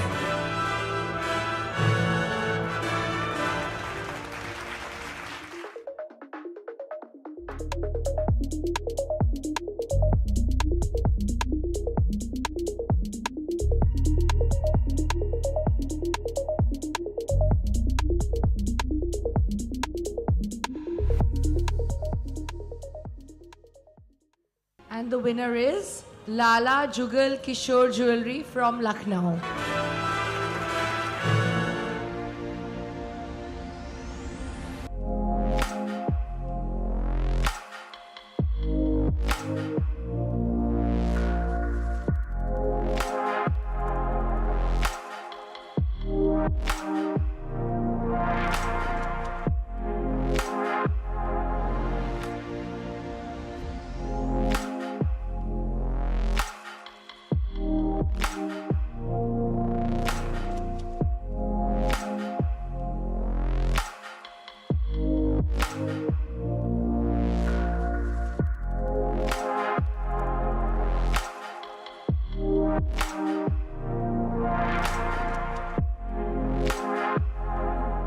Zoya, a Tata product. Congratulations, presenting the diamond earring of the year. And it goes to Zoya, a Tata product.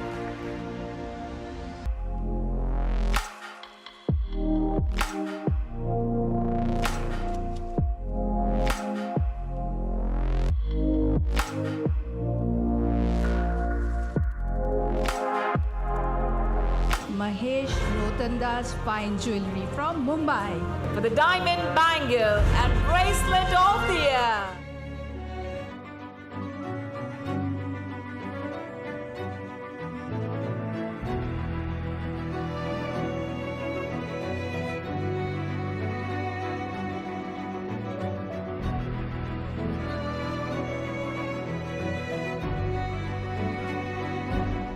Farrakhan Fine Jewels from Mumbai. The Kutor Jewelry.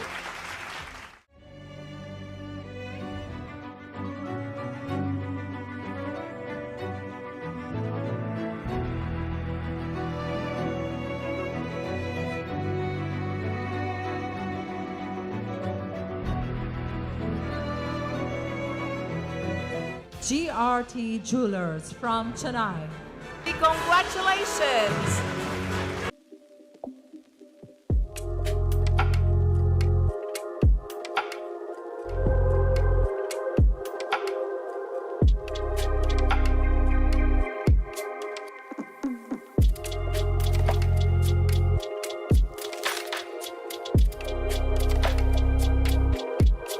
Kalamandir Jewelers from Surat. Congratulations.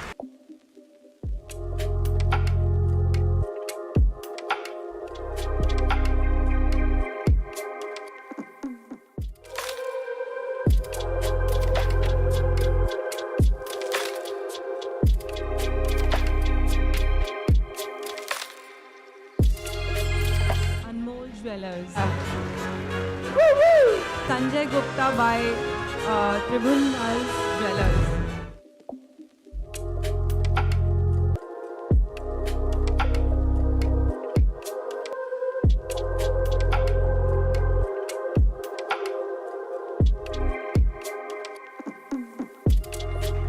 VCJ Bespoke Jewelry. Let's give it up, ladies and gentlemen.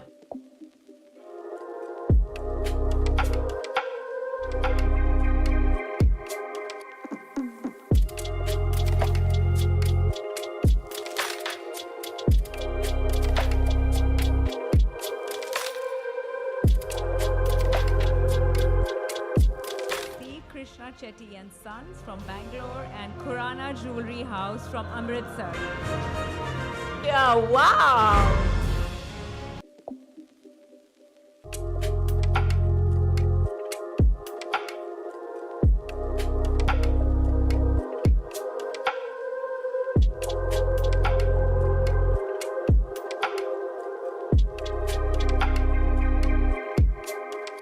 Hazuri Lal Legacy from New Delhi. Surilal Legacy, New Delhi.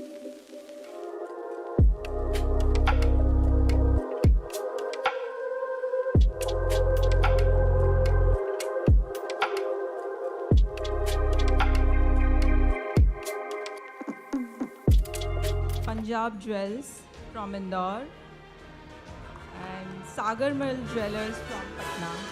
Punjab Jewels from Indore, Sagarmal Jeweler from Patna.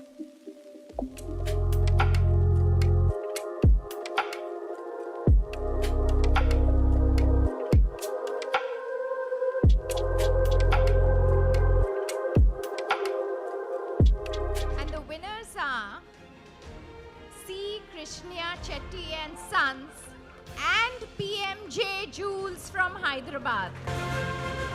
You're at the 19th Furor Retail Jeweler India Awards 2K24, the elite circle of excellence. Inspiration हमारी industry के लिए है और ऐसा award में एक inspiration मिलता है, हम लोग कुछ नया आर्ट क्रिएट कर सकते हैं. It feels really great. It's been a couple of years since we last won the Retail Jeweler Award, and as you know, it's the Oscars of the industry, so really happy with this win. We've been coming here as jewelers for about a decade. I think it was extremely exciting. We as jewelers, I believe we do, fine work of art, but it does not get recognized by people because, they think that it's just jewelry.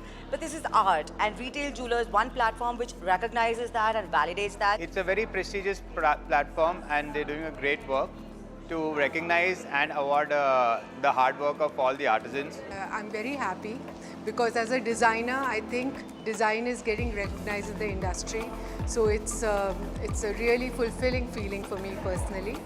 And professionally, I think it's a very happy moment for the brand because the kind of design language and the kind of level of design we do for the brand, that is getting recognized and at prestigious forums like the Retail Jeweler Awards. Jewelry has the unique power to bring people together, transcending cultures, occasions and generations.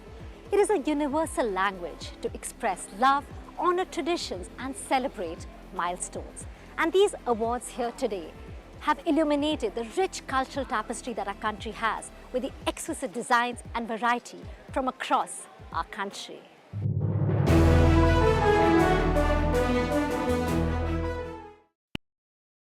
I've been reporting on all issues big and small from Andhra Pradesh, Telangana, rest of South India, bringing you all the action, all that you need to know, all that you want to know. The energy of Maximum City is infectious. I bring in that energy in our news coverage from financial capital Mumbai. India's IT capital is always buzz. It's literally a city that never sleeps. And I keep you ahead on all the Bengaluru buzz. Covering from the southernmost part of India over the last 23 years, I bring in-depth and 360-degree coverage from the Dravidian heartland. The land of Mishti is also known for its bitter politics. I have seen much water flow under the Howrah Bridge, covering Bengal in all its vivid colors.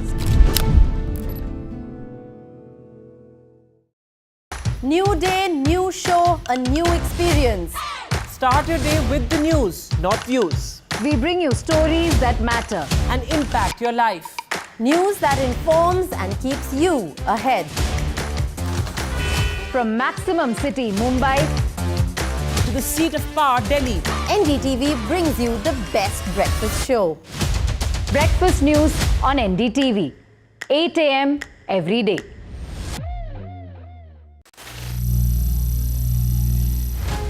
Some people say the metaverse will only be virtual. One day this lecture hall will be made of code, and driverless cars would be trapped in intersections. But even in this maze of the future, you can't wish away health. It's time to become more resilient.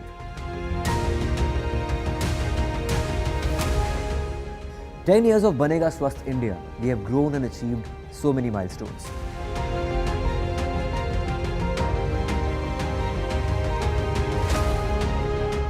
And now I have a plan to beat the urgency, to stop breathing with difficulty, to relieve getting choked with inactivity."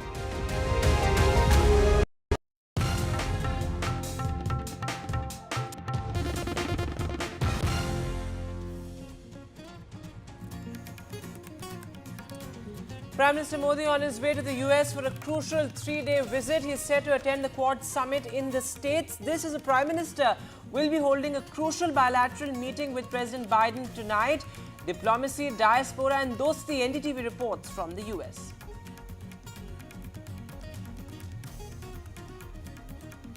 Aam Aadmi Party's Atishi takes oath as the capital chief minister. Delhi gets its youngest chief minister in Atishi. 4 ministers have been retained, 1 new face. The Aam Aadmi Party ushers in a change of guard. This is minutes after Atishi's oath. The BJP ramps up its attack. Manoj Tiwari says, probe the withdrawal of the liquor policy. Rahul Gandhi defends his remark on Sikhs. Rahul Gandhi says the BJP is spreading lies about my remarks.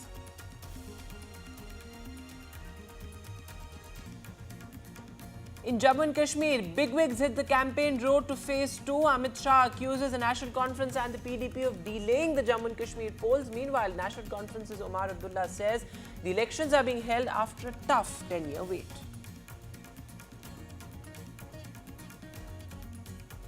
Air Marshal AP Singh is India's new Air Force Chief. The Vice Chief of Air Force is set to take over the top job. The man who led the MiG-29 upgrade project in Russia is now the head of the IAF.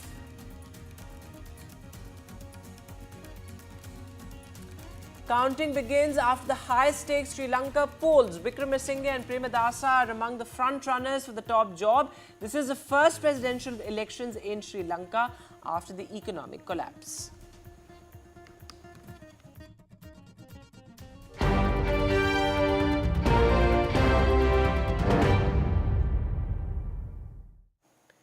Good evening and welcome. Our big focus at this hour. Well, the Prime Minister is on his way to the US for a crucial 3-day visit. It's going to be a power-packed visit. The focus on his bilateral with President Joe Biden tonight, and also, of course, the Quad Summit and the diaspora events. Certainly, every time the Prime Minister goes to the US, it's these community events, the diaspora events that are really front and center. Let me go straight across to my senior colleague Vishnu Shom, who's joining us from Wilmington, Delaware. In fact, I'm being told Vishnu is outside the hotel where the Prime Minister will be staying. So, Vishnu, over to you. Of course, the big focus tonight is going to be that crucial bilateral. What are you picking up? And how is Wilmington gearing up for the Prime Minister's arrival? Well, Vedanta, I can tell you there's a huge sense of anticipation over here. Now, I do realize that those are fairly cliched words. But just after this sort of exchange that we have, this conversation, we should be in a position to play out what I mean by that sense of anticipation. I just met about 15 or 20 Garba dancers, all dressed up in their finery, getting ready to greet Prime Minister Modi over here. He's going to be in this hotel for just a little while. In fact, I think you saw them pass just behind me once again. They have this opportunity of meeting the Prime Minister, so they're very excited about it. They aren't terribly concerned about what the agenda is going to be. They just want that chance to be with him. The Prime Minister likely going to be over here for just a little while. He's got a very busy day today. He should be arriving in a couple of hours from now. He lands in Philadelphia. He comes across to Wilmington. Later on in the day, he'll be meeting the US President Joe Biden, an important bilateral relationship. We can talk about that at length. But the second part will, of course, be the Quad meeting, where the heads of state, with the Prime Ministers of Australia and Japan, the US President and Prime Minister Modi will be present for a very important grouping, which has underscored an important part of Indian foreign policy. That will be later on the day, in the day. And then, of course, the Prime Minister will be moving to New York later on in the evening. Now, we've got so much color right now behind us. So we've got great. No, you're welcome to. No. This is a wonderful backdrop, and so I think we should use this opportunity and talk to them yet again. So, are you all looking forward? Yes. Yeah. And you've been practicing for the Garba for how long now? For a long time. No, but you told me just 1 week. Now you're saying long time? Yeah, 1 day, not even a week. Just 3 days, long time. I'm getting lots of answers from you, but basically you're all excited, right? Why not? And so you'll get a chance to see the Prime Minister. Have you had a chance of being close to Prime Minister Modi in the past? Never? This is our first time. And all of you are live in this area, in the Delaware region, is that right? Yes, Delaware. And a lot of you are... Well, one sec, let me get my mic and get the audio a little bit better. Sorry, where did you come down from? I'm holding it. Yeah, we are coming from New Jersey, all the way from New Jersey. All the way from New Jersey? Yes. Are the rest of you from here? We are from here. You're from here? Does anybody want to say anything ahead of his arrival? No, we just want to welcome him and meet him in person. You're looking lovely, ma'am. Are you also waiting for the Prime Minister to come? I have a lotuses. I hope he accepts and... And we've got the drums also coming out. Pooja, can we focus on the drums? Sir, can I ask you to play something not too loud? Because otherwise we won't be able to hear anything. But please go ahead and start. Please go ahead and start, sir.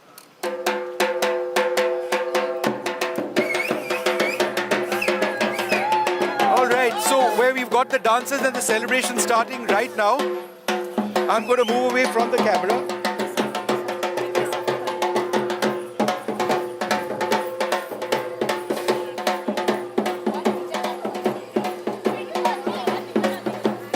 Fantastic.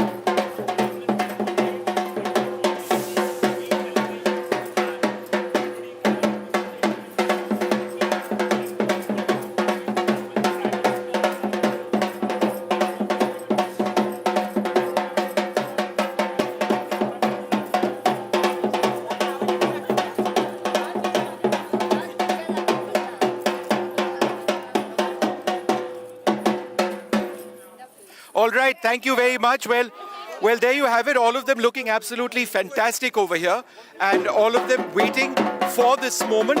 But Vedant, it's getting terribly loud right now. I'm not sure you can actually hear me. I certainly can't hear you. But if there's anything else that you want to know, do ask. That's right, Vishnu. A lot of colour and excitement there. As I said, a trademark of the Prime Minister's visits abroad. We all remember Howdy Modi of 2019. But there is a lot of anticipation every time the Prime Minister's visit. Yes, over to you. I think Vishnu, go ahead. I'm just going to move away a little bit, Pooja, so that I can try and listen to what Vedant was actually saying.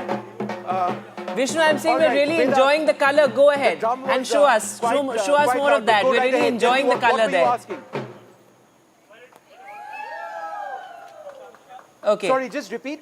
Vishnu, let's talk about the visit, shall we? Vishnu, I was saying we are really enjoying the colour. Go ahead and show us more of that. On NDTV. Okay.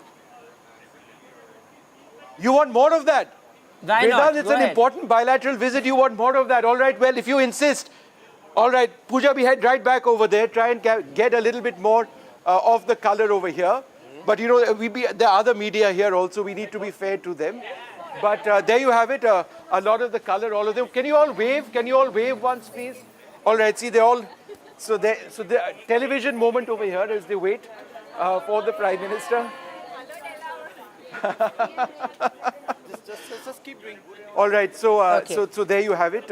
It's quite a moment. So sorry about that. All right. So Vishnu, looking at the bilateral visit you've got plenty of colour over there, Vedant. Let's start talking a little bit about this visit. Yes. Yeah, right. So the bilateral visit, the Prime Minister, as I mentioned, will be here in a couple of hours. That bilateral visit with the United States, so very important. It comes at a time when just in the last 24 odd hours, there have been renewed concerns which have been expressed in the United States about the Pannun case. India, of course, says that we are doing everything to investigate. And we do have our concerns about Khalistani extremism on this soil. But the fact that there has been a meeting in the offices of the White House approximately 24 to 48 hours prior to the arrival of the Prime Minister gives you an idea of how this might actually be something that comes up in the bilateral dialogue between India and the United States. That said, let's be absolutely clear. While India has got a very strong position on Khalistani separatism, whether it's in Canada or anything which emanates from the United States, this is not a showstopper as far as the relationship is concerned. It is a deeply profound relationship at this stage. It's one which Vedanta have been tracking for 20 odd years. I remember when I started as a young journalist about 28 and a half odd years back, nobody spoke about India and the United States being strategic partners. But that partnership and that strategic equation which exists between both countries is something which was unthinkable even 25 years back. Now, on this visit, there is a possibility of the Prime Minister talking to his US counterpart on finalizing and actually getting the deal done for the acquisition of 31 Predator drones from the United States, the latest acquisition by India of a state-of-the-art American weapon system. There's stuff which will be mentioned. There'll be conversations on cancer research as well, which we believe will take place during that bilateral meeting between Prime Minister Modi and the US President. So that's one part of it. And then, of course, Vedant, as you know, there is the Quad Summit. You've got the Japanese Prime Minister, the Australian Prime Minister, you've got the US President and Prime Minister Narendra Modi over here. Quad, a really important part of Indian foreign policy as well. Absolutely, Vishnu. And let's also look at the larger geopolitical context in which the Prime Minister is visiting the US. Of course, you have two ongoing wars, the Ukraine war and, of course, what's happening in Gaza. And, you know, many international players have pointed out that India and US can really broker peace. So is that also likely to come up in the bilateral talk? Yes, it is. I think we can expect that to be a big mention. Remember, Prime Minister Modi a couple of months back was in Moscow. He reached out to the Russian leadership and he said that, look, India wants to play the role of a nation that offers a peaceful solution or brings both these warring parties onto the table for some dialogue. I was in Ukraine a couple of weeks back when Prime Minister Modi traveled over there as well. Reached out to President Zelensky and said that, look, we are not here to force a solution upon you. We may have suggestions, but ultimately it's when both sides decide the importance of peace at this stage, a peace process which is important not just for Russia and for Ukraine, but also for the entire world, which has been impacted in so many ways as a result of this war, that basically gives you an idea of the outreach which India has done. And that's something that we fully expect Prime Minister Modi to bring up in his conversations with the US President. Now, remember, Russia and Ukraine, it does not appear willing to be speaking at this stage. But India, as an important voice of the global South, certainly we want to do our bit to ensure that that is something which perhaps makes a dent towards bringing a solution on the table in ending this war. That's right, Vishnu. And also, it's an interesting time in the US. Of course, it's an election year. The campaign is in its last phases.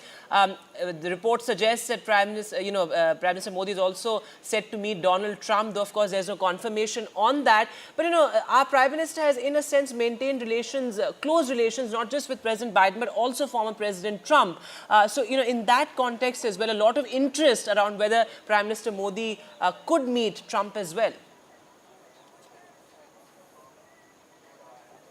No, you're quite right, but we don't know when that's going to actually be taking place. The drum's back on now in the background, but be that as it may, there was a message that perhaps the Prime Minister would be meeting the US President, the former US President Donald Trump. There is a possibility, again, conversation about, whether or not he would be meeting Kamala Harris as well.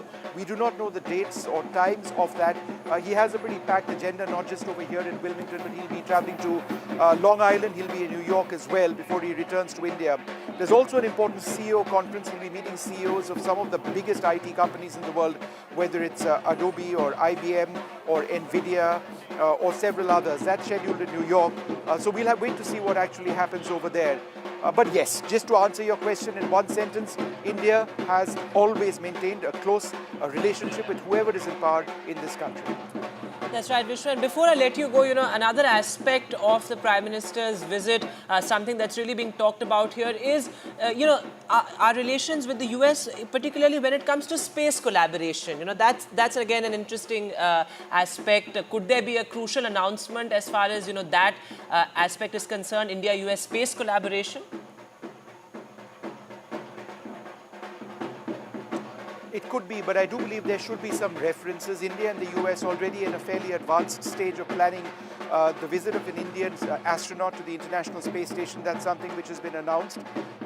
We also know, who's going to be that Indian astronaut who's going to be going to the International Space Station. This is entirely independent of India's own Gaganyaan program, but the fact that you've got an Indian astronaut from ISRO, an Indian Air Force pilot, collaborating with NASA, being trained by NASA to undertake this process as India, with our space aspirations, seeks to take that next step forward is very significant indeed. All right, Vishnu, thanks very much for joining us with all of that. You're all set for that power-packed visit. I can see there's a lot of color and excitement. In fact, let's take a look at this report Vishnu sent us Vedant, you mustn't ever ask me to dance the Garba in case you ever had any such ideas. We leave that for the dancers in the background. Well, Vishnu, I mean, we will keep coming back to you, so you might want to rehearse your steps before I come back to you, for your next live there. But let's take a look at this report Vishnu sent us with a lot of Indian diaspora members earlier. Well, a huge sense of anticipation ahead of the arrival of Prime Minister Narendra Modi. We are in Wilmington in Delaware. The Prime Minister will be here in a couple of hours from now. It's a very, very important day. There'll be the Quad Summit. Preceding that will be a meeting with President Biden as well. That's just the beginning of what should be a very busy couple of days. Now, Pooja, I'm going to ask you to flip your camera around as you see some very colorful ladies over here from the Indian community getting ready to greet Prime Minister Modi as well. You're all over here waiting to greet the Prime Minister? Yes, yeah, thank you. Yep. What is your name? Janki Patel. Sorry? Janki Patel. Janki, and how about you? Patasha Patel. And you? Raksa Patel. And so all of you are looking forward to meeting the Prime Minister, right? Of course, yeah, we're all very excited. And do you live over here? Have you come from far? Or? No, we live in Newark, Delaware. And what are your expectations of this visit? Just a very high-profile visit. We're just looking forward and welcome PM Modi to our town. How about you? What do you expect of this? Yeah, we are very excited to meet him. I'm also excited to welcome him. तो मैं आप लोगों से हिंदी में भी पूछ सकता हूँ? हाँ, और आप लोग यहीं रहते हैं या और कहीं से आ चुके हैं? नहीं, हम यहीं रहते हैं, न्यूयॉर्क डेलावेयर में रहते हैं. और आपका एक्सपेक्टेशंस क्या है, मतलब आपका क्या उम्मीद है कि इस विजिट में प्रधानमंत्री क्या कर पाएंगे, कुछ एग्रीमेंट्स होंगे, आपका एक्सपेक्टेशंस क्या है? अभी तो वेरी एक्साइटेड है उनसे मिलने के लिए और देखते हैं whatever he decide after meeting. तो आप लोग मतलब यहाँ उनसे मिलेंगे, कोई छोटा सा प्रोग्राम होंगे, यहाँ कई और लोकल इंडियंस भी होंगे? ये लोकल some Indians होंगे, पता नहीं कौन होंगे. It'll be surprise. Do you expect a large number of people over here? We do. We have a group of about 23 people here performing for him, and I'm sure all the ladies are very excited, looking forward to welcoming him. And what are you performing? We're doing traditional Garba performance for him. तो आपका ये garba performance के बारे में बताएंगे, आप कितने दिन से आप लोग प्रैक्टिस कर रहे हैं? पूरे वीक से प्रैक्टिस कर रहे हैं हम. So that must have been a lot of fun. Yes, it is. Tell us about just the practice, the getting together. How did that work? It's going good. Everybody going work and just join together to have a practice after work. और आप सब professionals हैं, काम कर रहे हैं कहीं? So I'm a banker. I work for JP Morgan. It's a very large bank here. Yeah. Yep. Great. And how about you? I'm self-employed. You're self-employed? Yes. I'm working in Department of Correction. You're in the work of Department of Corrections. Fantastic. Well, it's wonderful speaking to you and getting that opportunity. Thanks very much. All right, so a lot of anticipation, color and excitement, and of course, crucial bilateral talks on the cards as well ahead of that important Quad visit, and all the updates here on NDTV with our colleague Vishnu Shom getting us all the action. Hello and welcome. I'm Vishnu Shom in Wilmington in Delaware in the United States, where Prime Minister Modi gets set for a one-on-one meeting with the US President Joe Biden. Also a very important meeting of the Quad grouping. He has a huge presence over here. He's very popular among non-resident Indians. There'll be a massive community event in a few days. And he'll also be speaking to CEOs and at an important international conference. I'll bring you all the details on the ground right here on NDTV 24/7.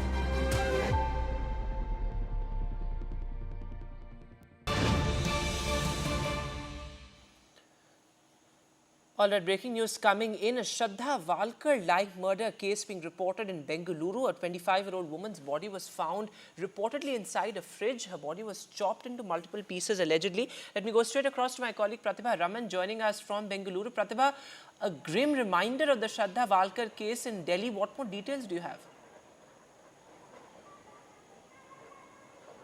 Well, in fact, Bengaluru woke up to this shocking case today. In fact, foul smell coming from the home in one of the most busy areas of Bengaluru called Vayali Kaval. And it's also considered to be one of the residential areas, one of the safest places in Bengaluru for any woman to stay in. And a shocking murder case like this has definitely not gone down well with the citizens of the city here.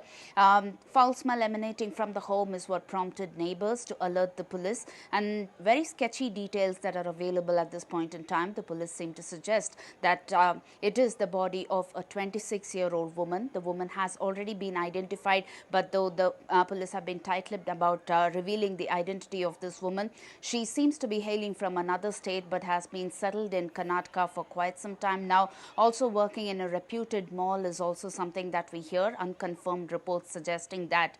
And her body was chopped into multiple pieces. Seems like the murder has happened a couple of days ago but has come to light only today.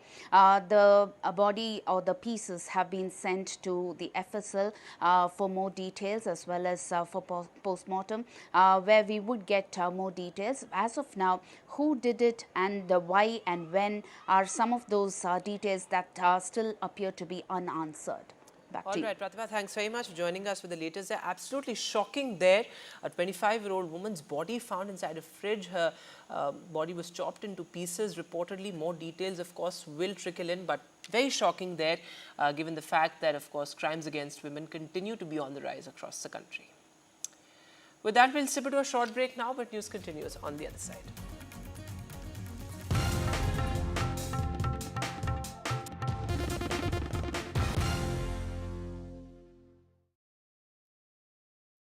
Hello and welcome. I'm Vishnu Shom in Wilmington in Delaware in the United States, where Prime Minister Modi gets set for a one-on-one meeting with the US President Joe Biden. Also a very important meeting of the Quad grouping. He has a huge presence over here. He's very popular among non-resident Indians. There'll be a massive community event in a few days. And he'll also be speaking to CEOs and at an important international conference. I'll bring you all the details on the ground right here on NDTV 24/7.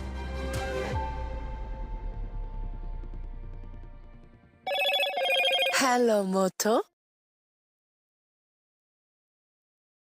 Motorola Razr 50 Ultra comes with Google Gemini.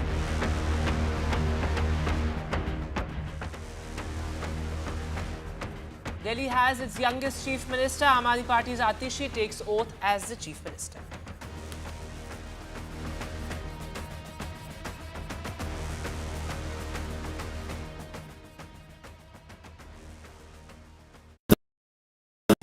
Stay informed and entertained with the new and updated NDTV News app. You can watch all our channels live, listen to podcasts, read breaking and exclusive news from around the world and more. Download the NDTV app today and get access to the best journalism and storytelling on your smartphone or tablet. The NDTV app. News that matters to you. I've been reporting on all issues big and small from Andhra Pradesh, Telangana, rest of South India, bringing you all the action, all that you need to know, all that you want to know. The energy of Maximum City is infectious. I bring in that energy in our news coverage from financial capital Mumbai. India's IT capital is always buzz. It's literally a city that never sleeps. And I keep you ahead on all the Bengaluru buzz. Covering from the southernmost part of India over the last 23 years, I bring in-depth and 360-degree coverage from the Dravidian heartland. The land of Mishti is also known for its bitter politics. I have seen much water flow under the Howrah Bridge, covering Bengal in all its vivid colors. New day, new show, a new experience. Start your day with the news, not views. We bring you stories that matter and impact your life. News that informs and keeps you ahead. From Maximum City, Mumbai, to the seat of power, Delhi, NDTV brings you the best breakfast show. Breakfast news on NDTV, 8 a.m. every day. Stay informed and entertained with the new and updated NDTV News app.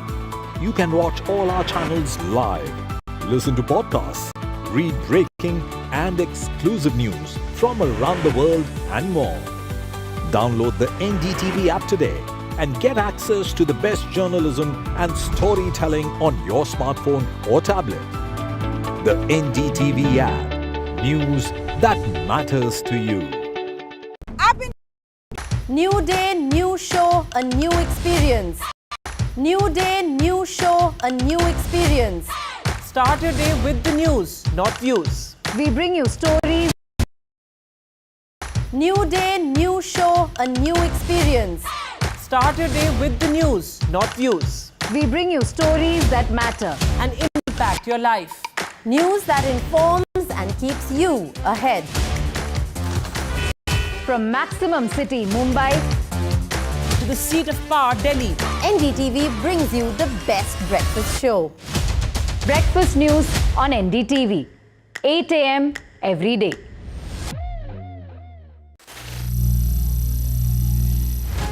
Some people say the metaverse will only be virtual. One day this lecture hall will be made of code, and driverless cars would be trapped in intersections. But even in this maze of the future, you can't wish away health. It's time to become more resilient.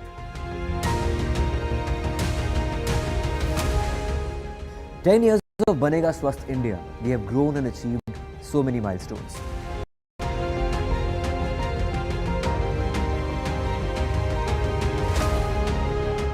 And now I have a plan to beat the urgency, to stop breathing with difficulty, to relieve getting choked with inactivity.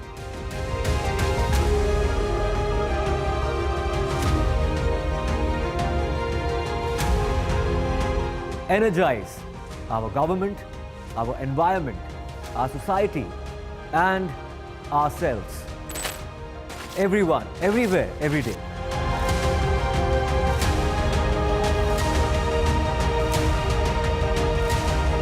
Banega Swasth India. One world hygiene.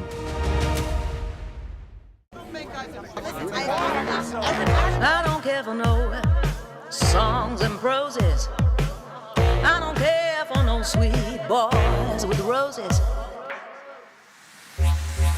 All I want is a touch of love.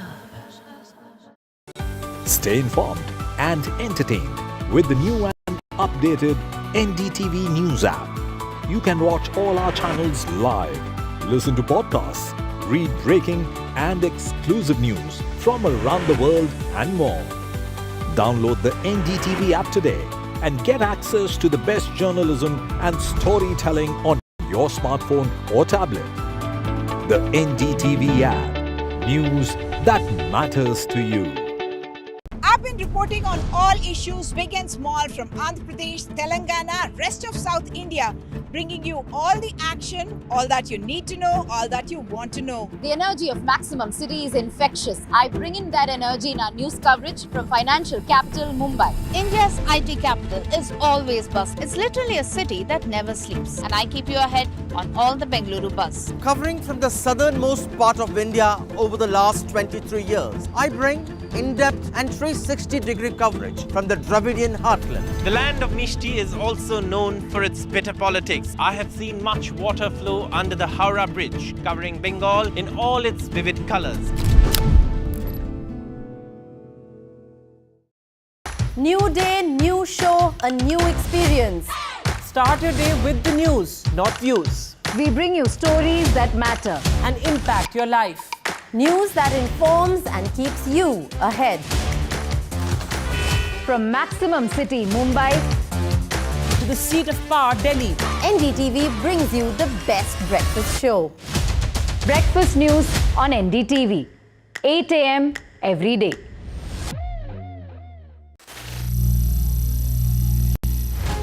Some people say the metaverse will only be virtual.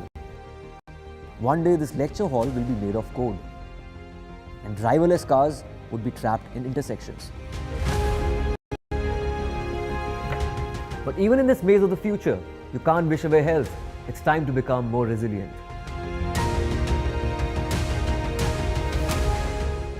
10 years of Banega Swasth India, we have grown and achieved so many milestones.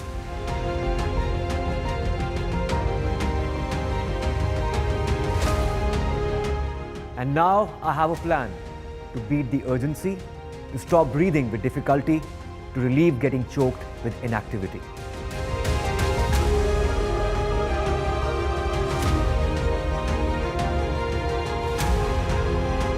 Energize our government, our environment, our society, and ourselves.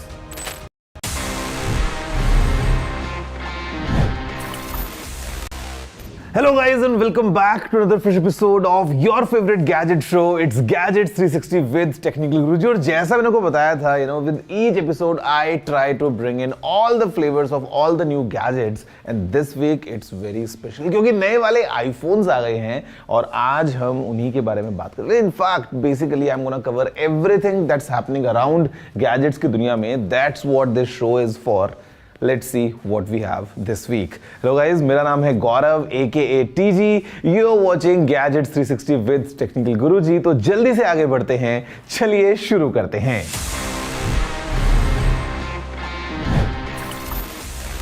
Friends, as we start, first let's just take a quick recap to understand कि आखिर क्या हुआ चारों तरफ in the field of gadgets, because let me tell you, this is busy season जहाँ पे हर रोज कुछ ना कुछ नया होता है. Let's learn more in this section, news of the week. iOS 18 Apple का सबसे बड़ा iPhone update is here. With a new look, new feel and a ton of customization options. Apple Intelligence might be coming in a beta version later, but iOS 18 के features are no joke. From moving icons anywhere on the home screen to customizing app icons and updating the control center, there's something for everyone. Motorola ने India में अपना नया smartphone H50 Neo launch कर दिया है. ये phone global debut के बाद अब अवेलेबल है with impressive features like 50MP Sony Lightyear 700C camera, 3x telephoto lens और Moto AI suite जो कैमरा एक्सपीरियंस को और भी एनहांस करता है. Along with 5 years of OS updates, ये स्मार्टफोन ड्यूरेबिलिटी में भी आगे है thanks to its IP68 certification and its military grade rating. इसका 6.4-inch LTPO OLED डिस्प्ले आपको 120Hz रिफ्रेश रेट और 1.5K रेजोल्यूशन के साथ एक स्टनिंग विजुअल एक्सपीरियंस देता है. Amidst growing concerns over online safety, Instagram ने एक important step लिया है by rolling out new privacy settings for teen users. Parents और guardians ध्यान दें, अगर आपके बच्चे का account under 16 है, तो ये strict settings automatically apply हो जाएंगी. And to change these settings, parents will have to grant permission. एक बड़ा change ये है कि teens को नए followers approve करने होंगे और सिर्फ उन्हीं लोगों से messages मिलेंगे जो वो follow करते हैं. Instagram has also introduced stricter content filters जो self harm और eating disorders जैसे harmful content को restrict करेंगे. Anti-bullying filters have also been enhanced जो offensive comments और DMs को block करेंगे. साथ ही एक time limit reminder ensure करेगा कि teens सिर्फ limited minutes per day app use करें. Thanks to these updates, parents will now have greater control over their kids' Instagram activities, लेकिन वो chats access नहीं कर सकते या password change नहीं कर सकते, ensuring teen privacy. OnePlus ने अपने latest audio innovation OnePlus Nord Buds 3 India में लॉन्च कर दिए हैं. ये नए TWS earbuds आपको 43 hours तक की बैटरी लाइफ देने का वादा करते हैं. 12.4 mm टाइटेनियम डायनामिक ड्राइवर्स के साथ ये active noise cancellation technology offer करते हैं. इनके IP55 रेटिंग के साथ ये डस्ट और वाटर स्प्लैशेस से प्रोटेक्टेड हैं.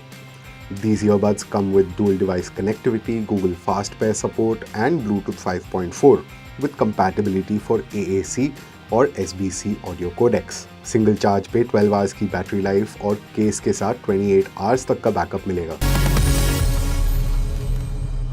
Okay, so to start with, all these new gadgets, guys, I've got these two new iPhones with me. ये है the latest iPhone 16 in this ultramarine color. This is the iPhone 16 Plus in this teal color. And basically, अभी आपको मालूम चलने वाली हैं सारी details about these two new iPhones. Let's unbox them and explore a bit more.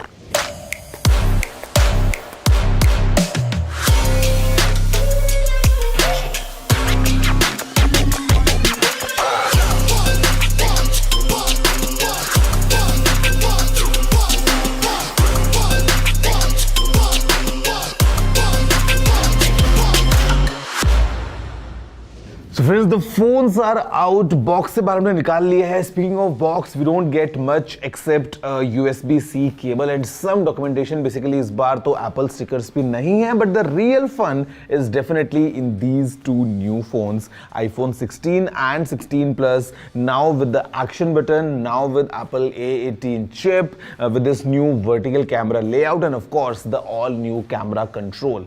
थोड़ा जाते हैं डिटेल में, पता लगाते हैं कैसे हैं ये दोनों एप्पल के नए phones.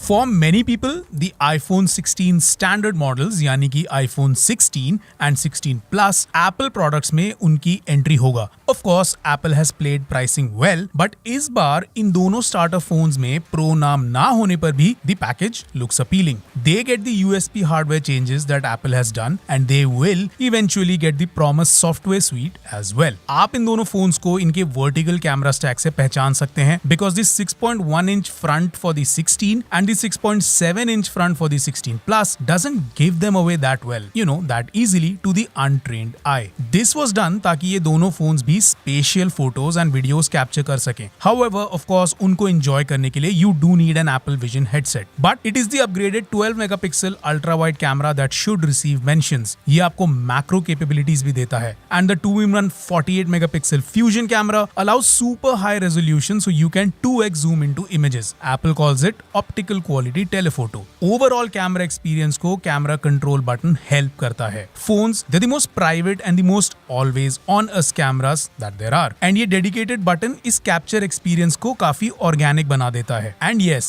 if you program the action button to your liking, that also helps with the phone का usage experience. The A18 chip is good with running processes and saving battery. दोनों के optimizations noticeable हैं over previous generations. Charging could be faster, the screen could refresh faster, but I guess this is where Apple wants कि आप pro ladder climb करें. अब देखो price की बात तो होती रहेगी.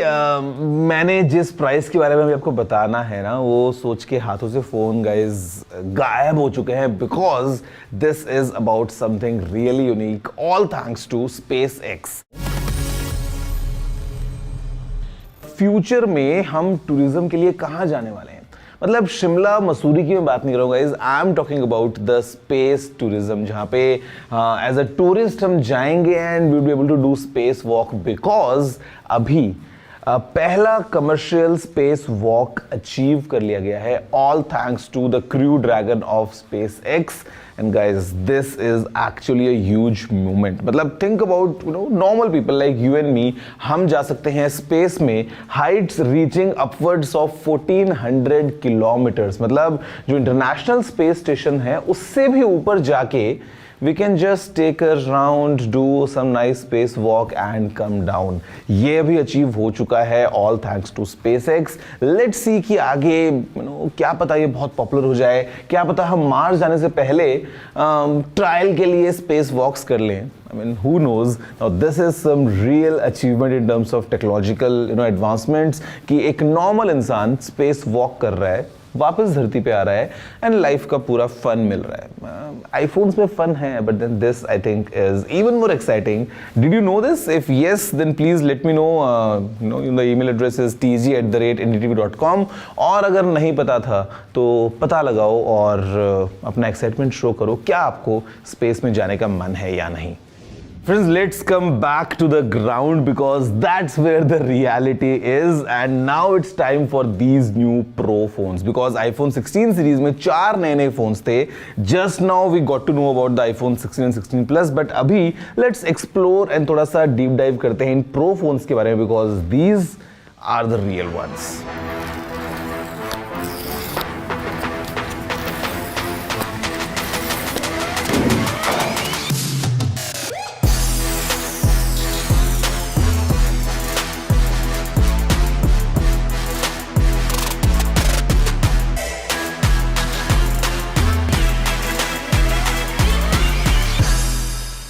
So friends, here we have a brand new iPhone 16 Pro in this white titanium, and this one, my personal favorite, the iPhone 16 Pro Max in this new shade of desert titanium. I mean, देखो Pro phones हैं तो features भी Pro हैं, including this triple cam setup जहाँ पे now the ultra wide camera is of 48 megapixels. Now you can record videos, Dolby Vision videos in fact, at 4K 120 frames per second. Screens थोड़े से बड़े हो गए हैं, edges तक पहुंच चुके हैं, the batteries are improved, the processor is now the A18 Pro chip. थोड़ा सा देखते हैं in detail that how these new Pro phones are and kind of Pro features that they are packing.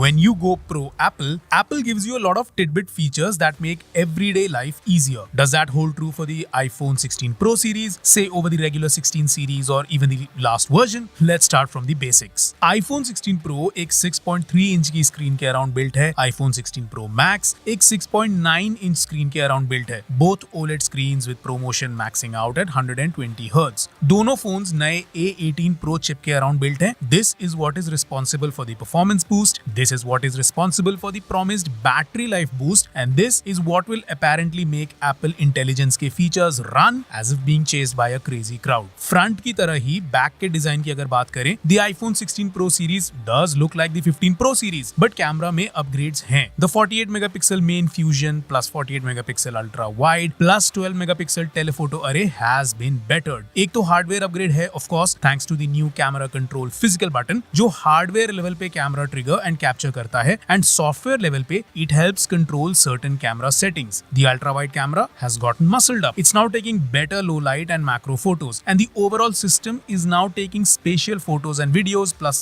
Dolby Vision videos capture 4K at 120 FPS. But it is the software जिसके बारे में सबसे ज्यादा बात हो रही है. That is thanks to the proposed and promised Apple Intelligence features. They're not fully live right now. Some are, but वो भी beta software में. So इस integration की utilitarian यूजफुलनेस के लिए थोड़ा वेट करना पड़ेगा, which means the iPhone 16 का Pro series continues to make sense and continues to be desired by people who want the absolute best that Apple has to offer when it comes to smartphones at the hardware level.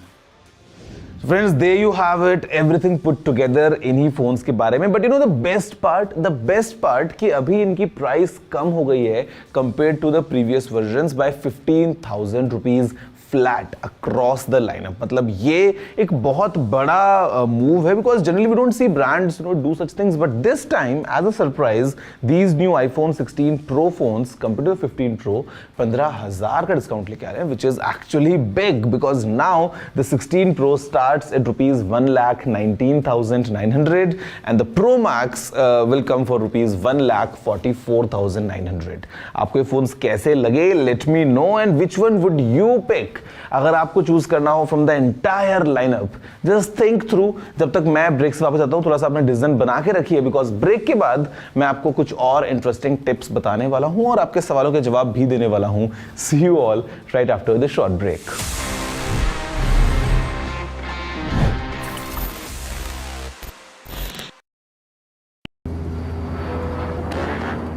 I don't care for no songs and proses. I don't care for no sweet boys with roses. All I want is a touch of love. Stay informed and entertained with the new and updated NDTV news app. You can watch all our channels live, listen to podcasts, read breaking and exclusive news from around the world and more. Download the NDTV app today and get access to the best journalism and storytelling on your smartphone or tablet. The NDTV app. News that matters to you. I've been reporting on all issues big and small from Andhra Pradesh, Telangana, rest of South India, bringing you all the action, all that you need to know, all that you want to know. The energy of Maximum City is infectious. I bring in that energy in our news coverage from financial capital Mumbai.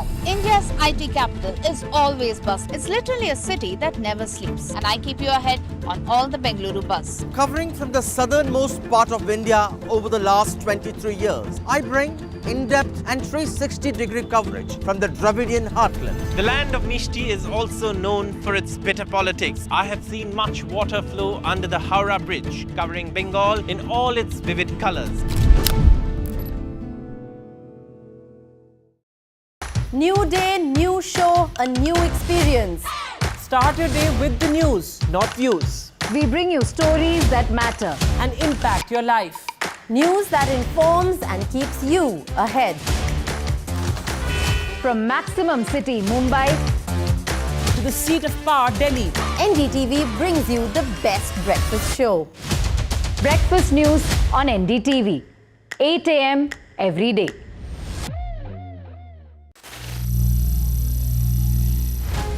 Some people say the metaverse will only be virtual.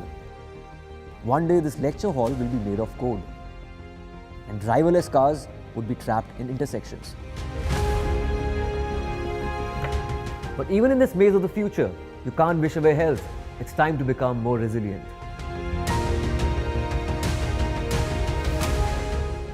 "10 years of Banega Swasth India, we have grown and achieved so many milestones.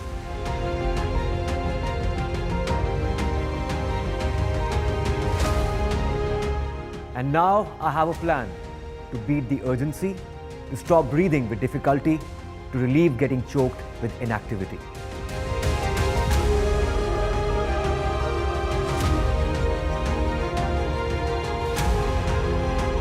Energize our government, our environment, our society, and ourselves.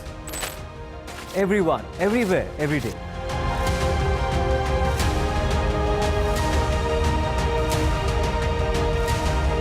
Banega Swasth India. One world hygiene. Stay informed and entertained with the new and updated NDTV news app. You can watch all our channels live, listen to podcasts, read breaking and exclusive news from around the world and more. Download the NDTV app today and get access to the best journalism and storytelling on your smartphone or tablet. The NDTV app. News that matters to you.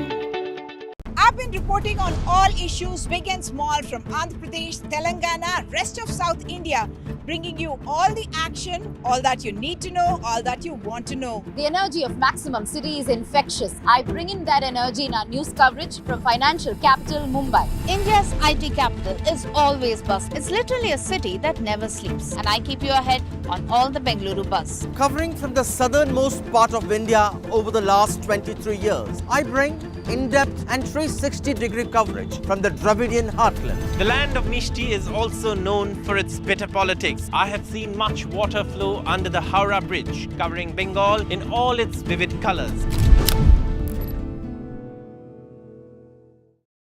New day, new show, a new experience.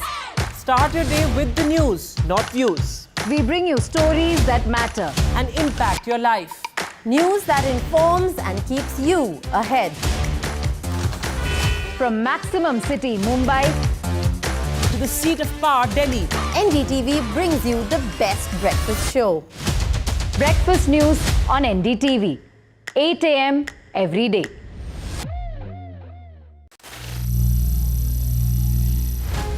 Some people say the metaverse will only be virtual. One day this lecture hall will be made of code. And driverless cars.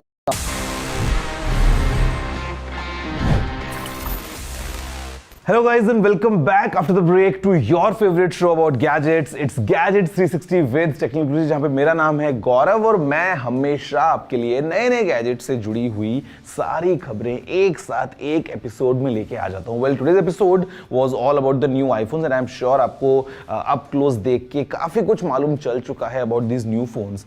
Guys, let me tell you one thing. It's a very important tip for you all because gadgets हम सभी के पास में है, mobile phone सब सभी के पास में है, हम गूगल मैप्स को भी यूज करते हैं, हमें पता चल जाता है what is the situation of traffic, कितना टाइम लगने वाला है, but still we end up reaching late. It's the usual scenario. आपको शाम को 6 बजे पहुंचना होता है. You think that you left on time, but then the map shows something else and फिर आप लेट हो जाते हैं. Guys, I have a tip for you. अगर आप रेगुलरली ऐसे सिनेरियोज को फेस करते हैं और आपके बहुत काम ये आ जाएगी, because the simple fact is जब भी आप कहीं पे पहुंचने का प्लान करते हैं, just search for that location, go on to directions, but आपको वहीं पे ही एक ऑप्शन मिलेगा in settings which is to set the arrive और डिपार्ट टाइम. तो अगर आपको 5 बजे कहीं पे पहुंचना है, just set it as the arrival time and Google Maps will tell you कि आप कब निकलें कि आप टाइम पे पहुंच जाएं, depending on what time of the day it is, what day of the week it is, depending on the past traffic scenarios. आपको ये रिकमेंडेशन देने वाला है विच इज वेरी यूजफुल कि आप कहीं पे लेट ना पहुंचे मैप्स को यूज करते हुए. टिप्स को यूज कीजिए और अपने उन दोस्तों को जरूर शेयर कीजिए जो हमेशा हर जगह लेट पहुंचते हैं और फिर बहाना देते हैं कि ट्रैफिक बहुत था और मैप में टाइम आ गया था. It's actually quite useful. Friends, now it's time to move on and abhi it's time for the favorite section of the show which is Ask TG, जहाँ पे I answer all your questions जो आपने पूछे होते हैं. Let's see इस हफ्ते हमारे पास में कौन से सवाल हैं. सर, पेन ड्राइव या हार्ड ड्राइव को फॉर्मेट करते टाइम एक्सफैट यूज करना बेटर रहेगा या fat 32? I would say choose exFAT. Fat 32 is not compatible all across, and plus there is a limitation of the file size, not more than 4 GB per individual file. exFAT on the other hand, ये आप Windows में लगाएंगे तो भी काम करेगा, Mac में लगाएंगे तो भी काम करेगा. It's a better option to use exFAT.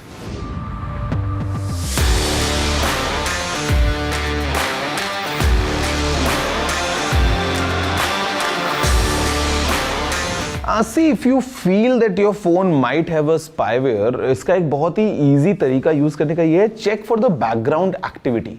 For example, if you go into the settings and वहाँ पे अगर आप देखते हैं कि let's say your camera or your microphone or your location, वो किन किन apps ने access किया है let's say in the past 1 day or 2 days, तो आप वहाँ पे पता लगा सकते हैं. If your phone is showing some unusual behavior in terms of कि वो रखे रखे अपने आप गर्म हो जाता है, it's consuming lots of data, the battery is not going as it should, तो ये साइंस हैं कि हो सकता है there is some malicious app, कुछ ऐसा spyware आपके फोन में है. So just go on, do this check. अगर वहां पे सब कुछ क्लीन है, you should be rest assured.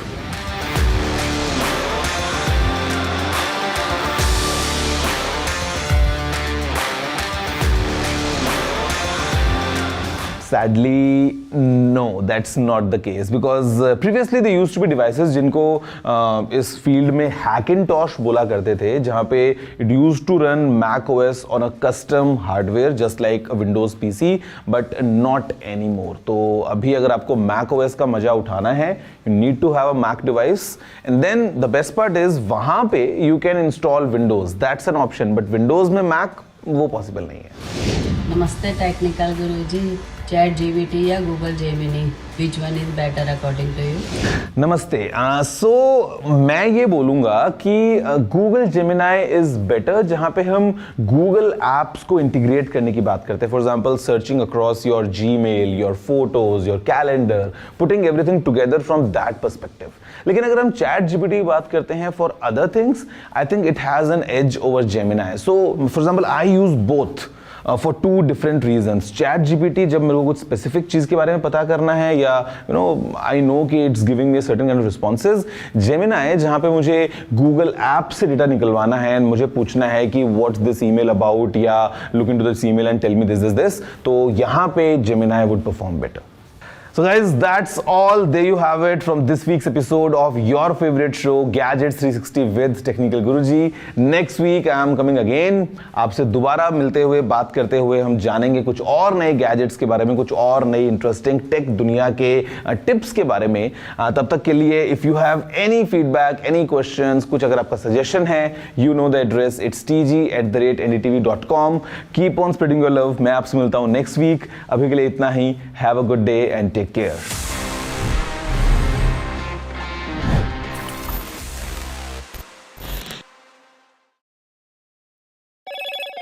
Hello, Moto. Motorola Razr 50 Ultra comes with Google Gemini.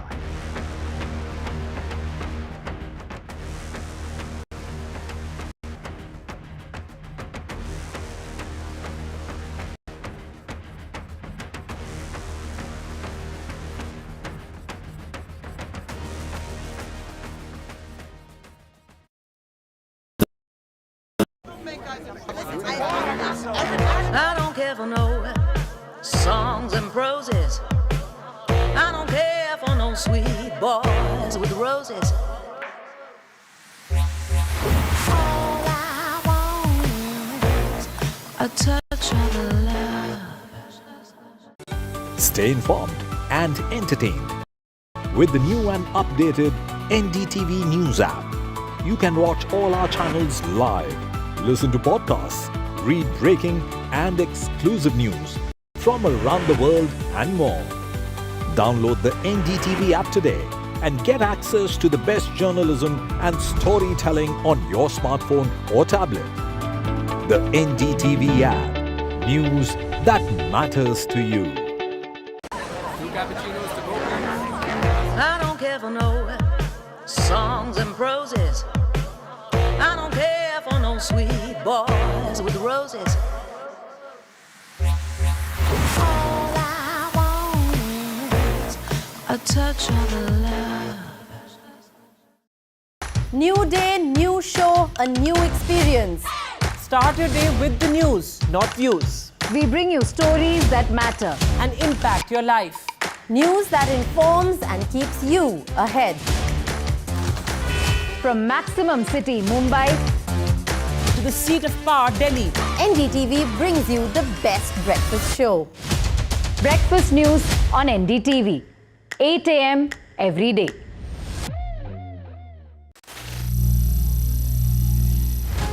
Some people say the metaverse will only be virtual. One day this lecture hall will be made of code, and driverless cars would be trapped in intersections. But even in this maze of the future, you can't wish away health. It's time to become more resilient.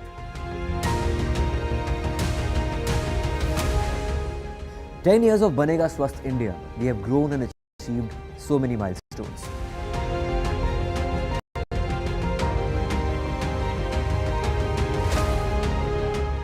And now I have a plan to beat the urgency, to stop breathing with difficulty, to relieve getting choked with inactivity.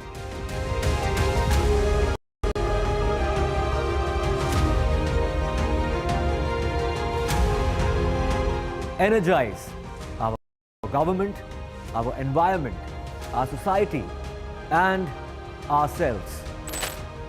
Everyone, everywhere, every day.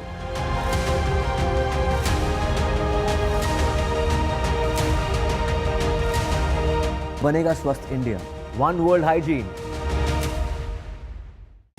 Stay informed and entertained with the new and updated NDTV News app. You can watch all our channels live, listen to podcasts, read breaking and exclusive news from around the world and more. Download the NDTV app today and get access to the best journalism and storytelling on your smartphone or tablet. The NDTV app. News that matters to you. I've been reporting on all issues big and small from Andhra Pradesh, Telangana, rest of South India, bringing you all the action, all that you need to know, all that you want to know. The energy of Maximum City is infectious. I bring in that energy in our news coverage from financial capital Mumbai. India's IT capital is always buzz. It's literally a city that never sleeps. And I keep you ahead on all the Bengaluru buzz. Covering from the southernmost part of India over the last 23 years, I bring in-depth and 360-degree coverage from the Dravidian heartland. The land of Mishti is also known for its bitter politics. I have seen much water flow under the Howrah Bridge, covering Bengal in all its vivid colors. New day, new show, a new experience. Start your day with the news, not views. We bring you stories that matter and impact your life. News that informs and keeps you ahead. From Maximum City, Mumbai, to the seat of power, Delhi, NDTV brings you the best breakfast show. Breakfast news on NDTV, 8 a.m. every day.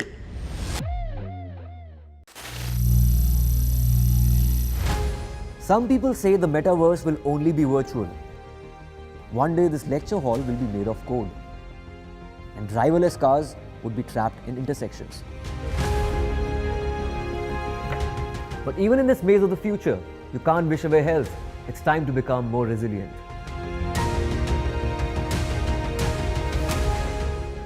"10 years of Banega Swasth India, we have grown and achieved so many milestones.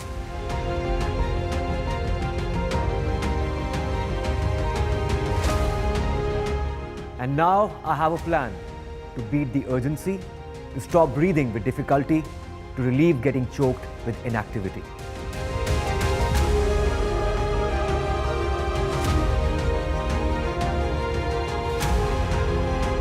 Energize our government, our environment, our society, and ourselves. Everyone, everywhere, every day.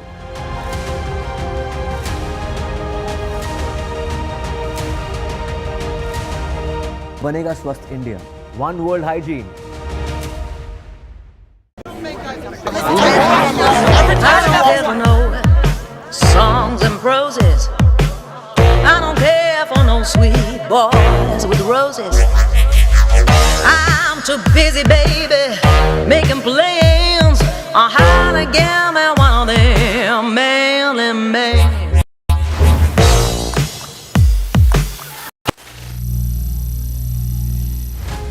Some people say the metaverse will only be virtual.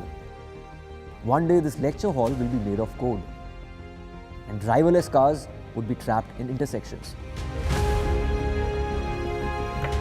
But even in this maze of the future, you can't wish away health. It's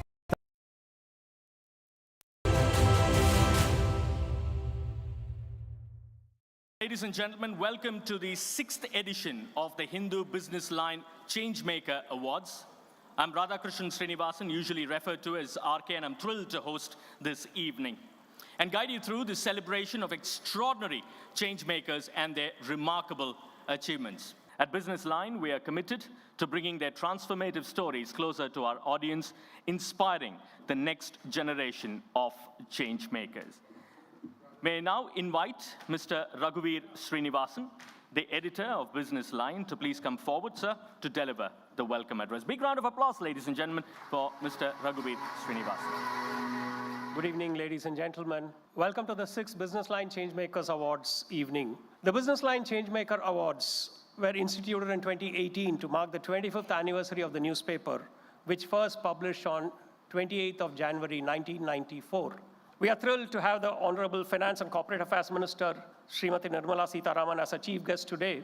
Ms. Sitharaman can justifiably stake claim for an award this evening for herself. She has catalyzed a long list of virtuous changes in the finance ministry, some of which were thought very difficult to achieve, as for example, the simple matter of infusing fiscal discipline. She has presented 6 budgets till now, each of which is an example of prudent, clever spending that has pushed the economy forward without being profligate. Thank you, Madam, for accepting our invitation to be the guest of honor this evening. It means a lot to us. And thank you all once again for being here.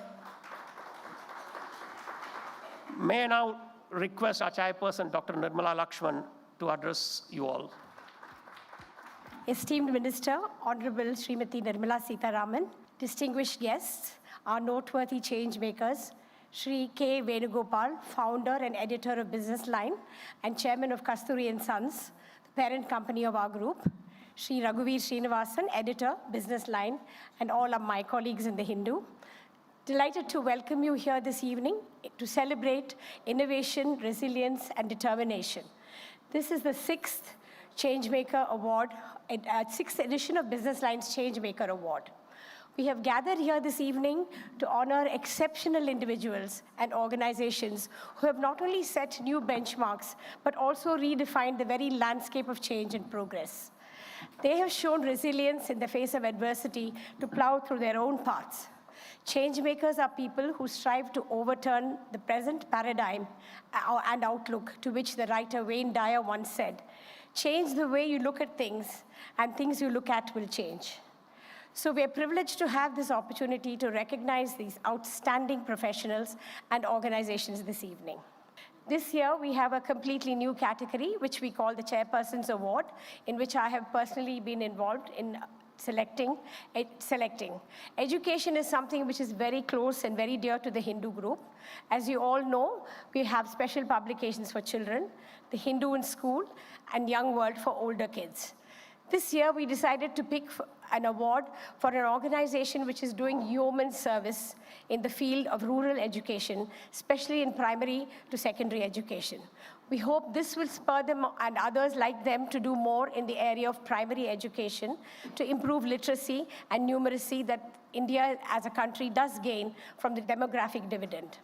The Changemaker Awards embody our resolute dedication to celebrating these trailblazers and visionaries.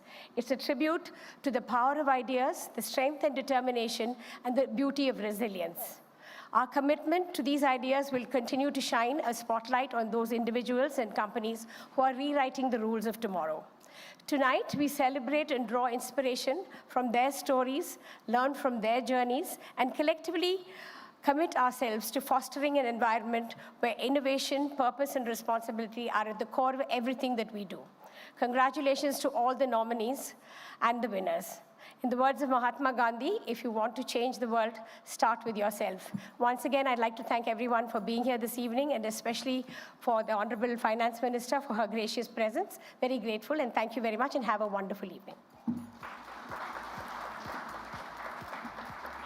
The Hindu Business Line Changemaker Awards follows a rigorous and transparent selection process, as was alluded some time ago. Each nomination is carefully vetted by our knowledge and validation partners, and only after that, the shortlisted nominations are handed over to our distinguished jury members. The jury consists of industry leaders, thought influencers, and changemakers themselves. They've undertaken the difficult task of a comprehensive and impartial evaluation, ensuring that only the most deserving is recognized here tonight. First up, may I now invite Dr. S. Vaidhi Subramaniam, who's the Vice Chancellor of Sastra University, to join us on stage to felicitate our jury members. Please, sir. Thank you so much, Mr. Lakshminarayanan, former Vice Chairman of Cognizant. Poonam Natarajan, who's the founder of Vidya Sagar. N.S. Napinai, who's a senior advocate from the Supreme Court. Thank you so much, Dr. Vaidhi Subramaniam. Thank you so much to all the jury members. Right then, ladies and gentlemen, we now commence the awards ceremony, starting with the first category. The Change Maker in Social Transformation. That is the first award category of the evening. In social transformation. This award recognizes individuals or organizations that have made a significant impact in areas such as health, education, poverty alleviation, women's empowerment, equality, and much, much more. And we are thrilled to announce that we have not one, but 2 winners in this category this year. What an incredible testament to the positive changes that are being made. It's time now, ladies and gentlemen, to find out who the first winner is. Design for Change. Kiran Bir Sethi, the visionary founder of Riverside School in Ahmedabad, developed Design for Change, an initiative that encouraged children to solve everyday problems they faced as individuals, as a family, or as part of a community they resided in.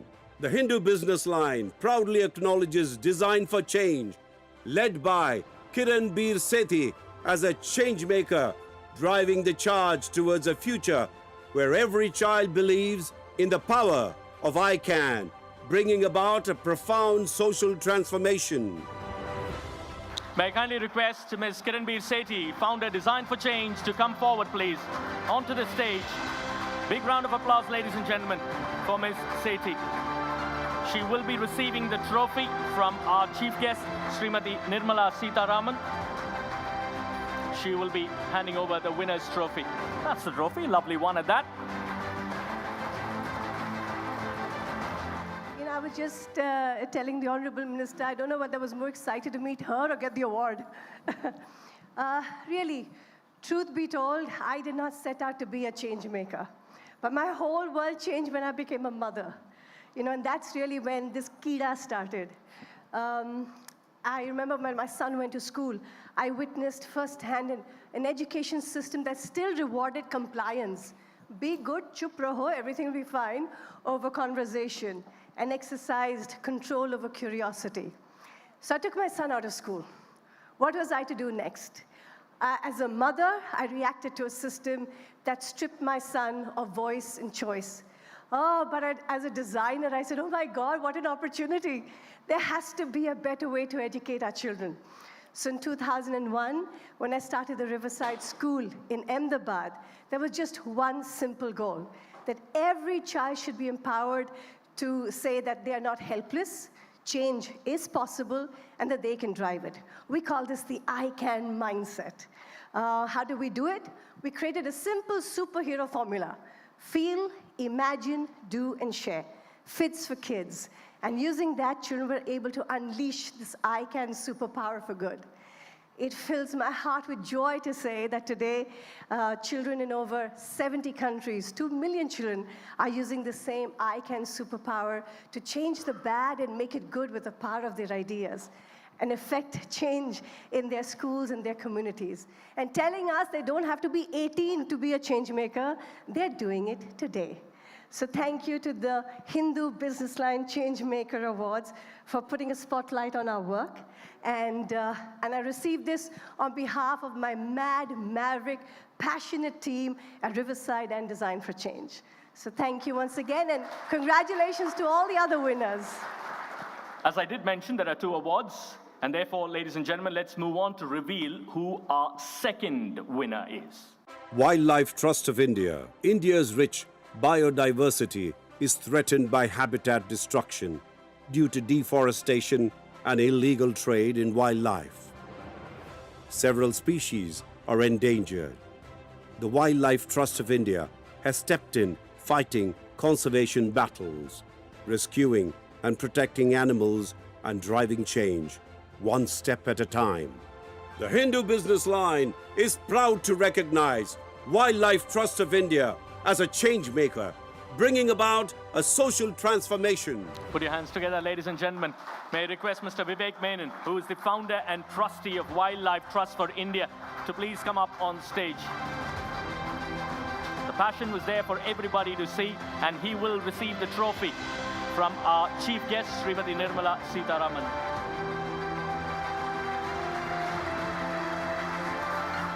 Thank you so much, Honorable Minister, and leading dignitaries of Hindu and eminent jury members. Very humbled, very humbled. 25 years ago, when I started this organization in the spare bedroom of my house, I didn't realize that it would reach this level. And when I got the message from one of your executives, actually, I thought it was a spam or something which has come into my mail. Because I didn't think that Business Line would in any way be interested in something like, saving wildlife. I have sat in a few of your business, CSR sort of meetings where you talk about the three pillars, corporate or economic and social and environmental. And I've always felt that they're not really three legs of a stool, but everything that you do in business or economics must be social, because the elephants that I know, that I work with, don't have economics. So it's a human construct. So it's a social construct. And all of society is in environment, really. So in a way, it's a nested concept. And if we don't save our natural heritage of India, which is really the mission of the Wildlife Trust of India, is to save what is left of our natural heritage, whether it's wildlife, whether it's forests, whether it's the seas. And so the Wildlife Trust of India has been trying to do this, trying to save what little we have, whether it's elephant or tiger or rhino, the things that we know of, or the whale shark, our largest fish in the world. Nobody knew.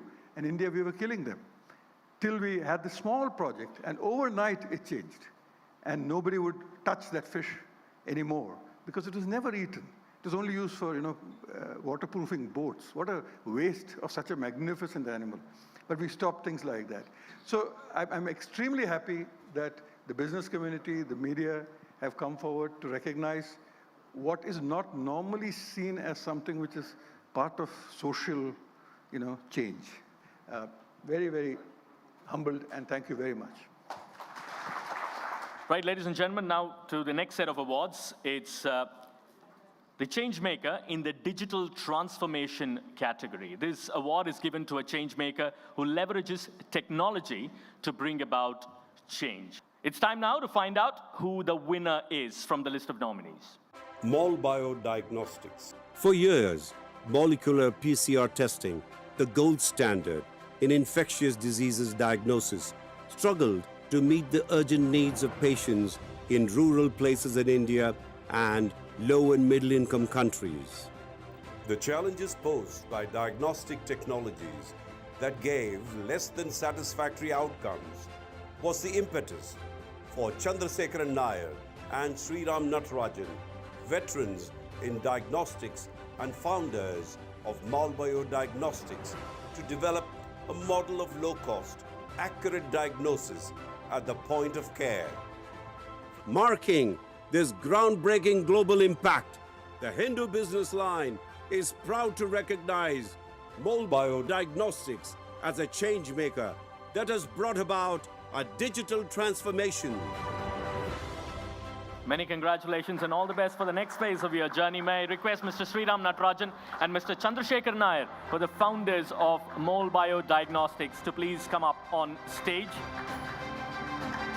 to receive the trophy. First up from Srimati Nirmala Sitharaman. Yes, the applause can be a bit louder than what we are hearing at the moment.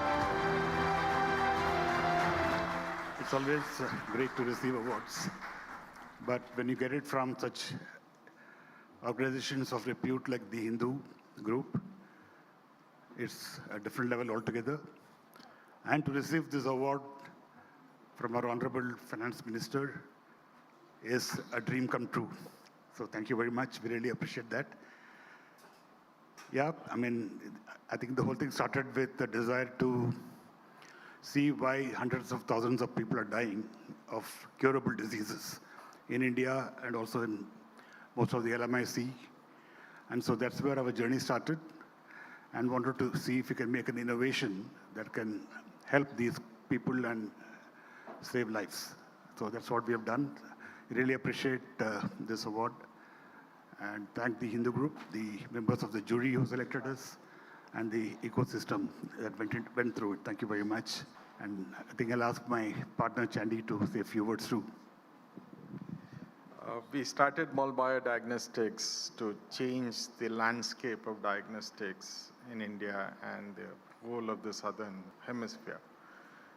This change is to primarily have a tremendous positive impact on people's lives, because all of us strive to be healthy. and clinicians have to make decisions based on diagnostics. Availability of diagnostics is sometimes limited. We wanted to change that.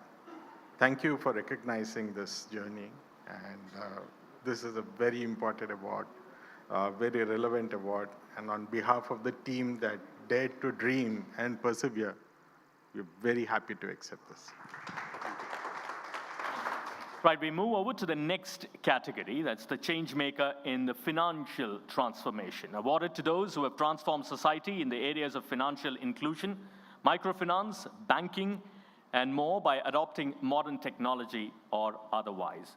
It's time now to find out who the winner is. Manadeshi Bank, Chetna Gala Sinha's journey to founding Manadeshi Foundation was driven by her passion for social justice, inspired by Jai Prakash Narayan's socialist ideals, and supported unwaveringly by her activist husband, Vijay Sinha. After moving to her husband's village in Maswad, she witnessed the women there being denied basic financial needs.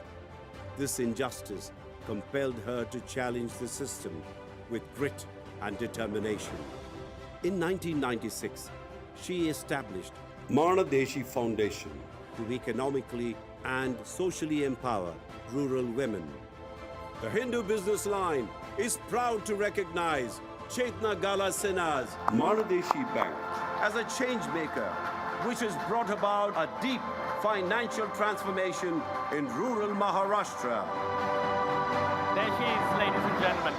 Ms. Chetna Gala Sinha, the chairman of Manadeshi Bank, is receiving her trophy from Srimati Nirmala Sitharaman. You know what? I mean, today I feel like all our women from Bharat are being celebrated. Actually, they would have come here, but tomorrow, ma'am, we have our AGM, so I will just have to finish this. I never thought that I'll be setting up this institution. I was, as being an undergraduate student, studying in Mumbai University, born and raised in Mumbai, I got involved in Jai Prakash Narayan's movement.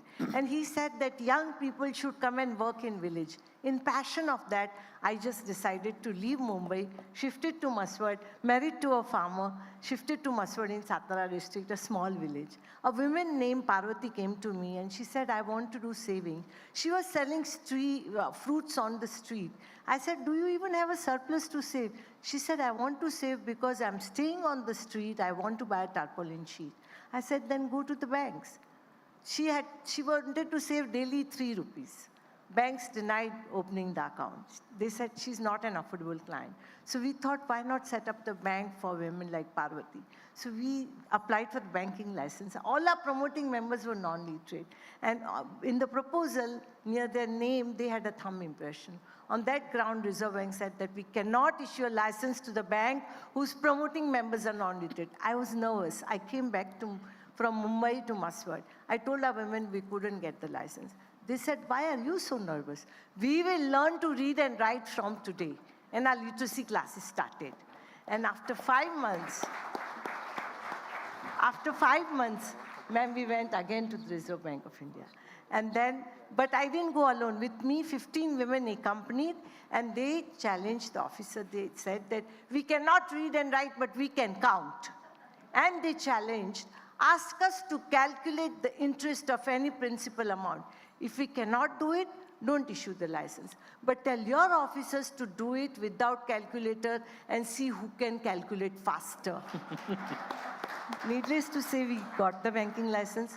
Our Manadeshi Foundation runs a business school for rural women. Our women operate radio. I would just request, welcome all of you, visit Manadeshi, see how our women are operating radio, business school, chambers of commerce, and bank.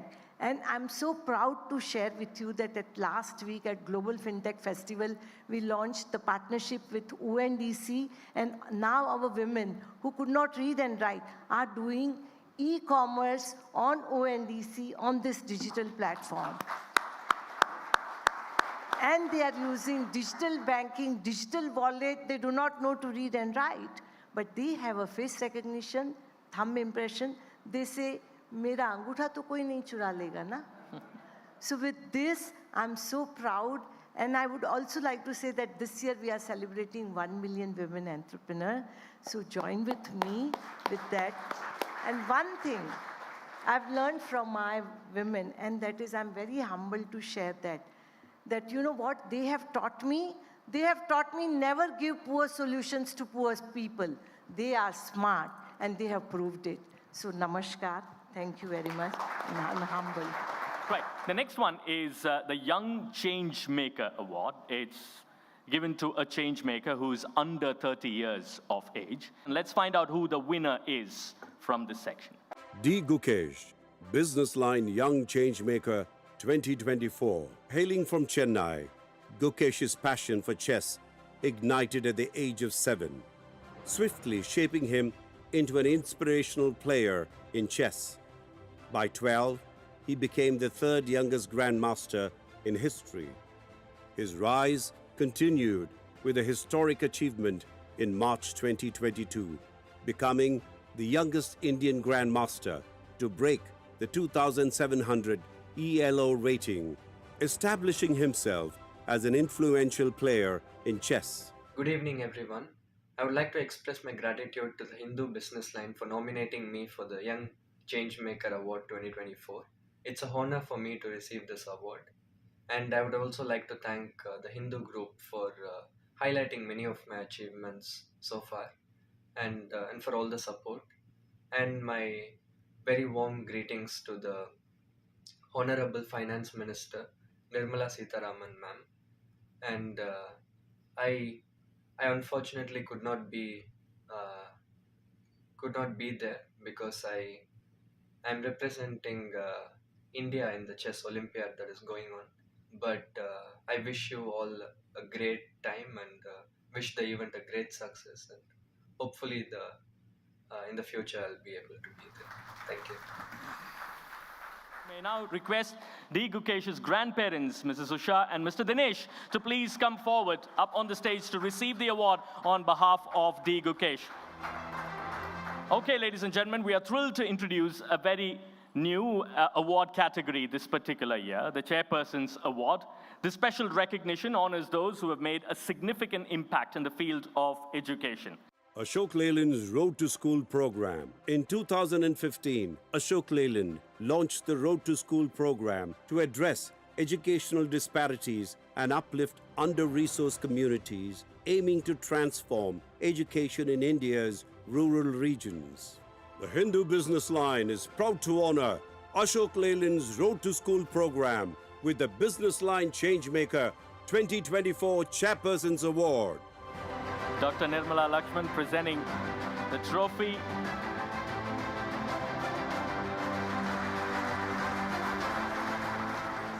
Good evening, ladies and gentlemen. On behalf of Ashok Leyland, I expressed our deepest gratitude to Hindu Business Line. Winning this award not only acknowledges our efforts, but also motivates us to further strengthen our initiatives to bring about meaningful change. This recognition is a significant honor for us, particularly given the esteemed presence of our Finance Minister, Ms. Nirmala Sitharaman, at the award ceremony. Your presence underscores the importance of initiatives that contribute to the holistic development of society. We sincerely thank the jury and the entire team at Business Line for recognizing our efforts. We look forward to continuing our partnership in driving sustainable and impactful change. Thank you once again for this distinguished honor. Okay, next up, ladies and gentlemen, let's get across to the next category, which is the Iconic Change Maker.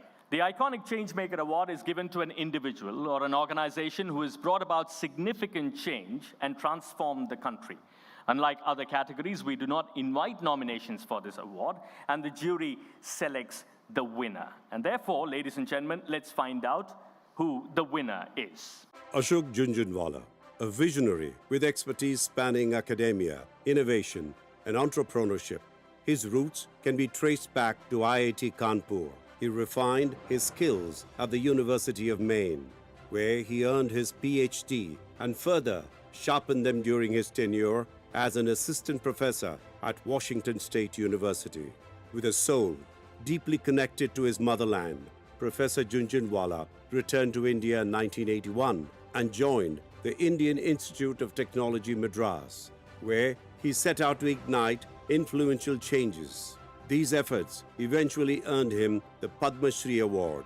Professor Jhunjhunwala has consistently demonstrated his expertise as an innovator, notably through his introduction of groundbreaking solutions such as wireless in-local loop for rural communication, solar DC electricity for off-grid households and electric vehicles. The Hindu Business Line is proud to recognize Ashok Jhunjhunwala as an iconic change maker. There he is, ladies and gentlemen.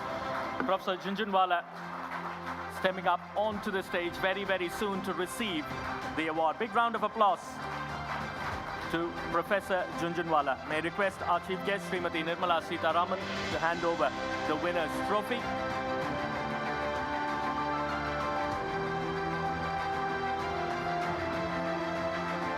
Thank you very much. When I came back from US in 1981 to India, I had only one aim: to somehow see that India developed significantly.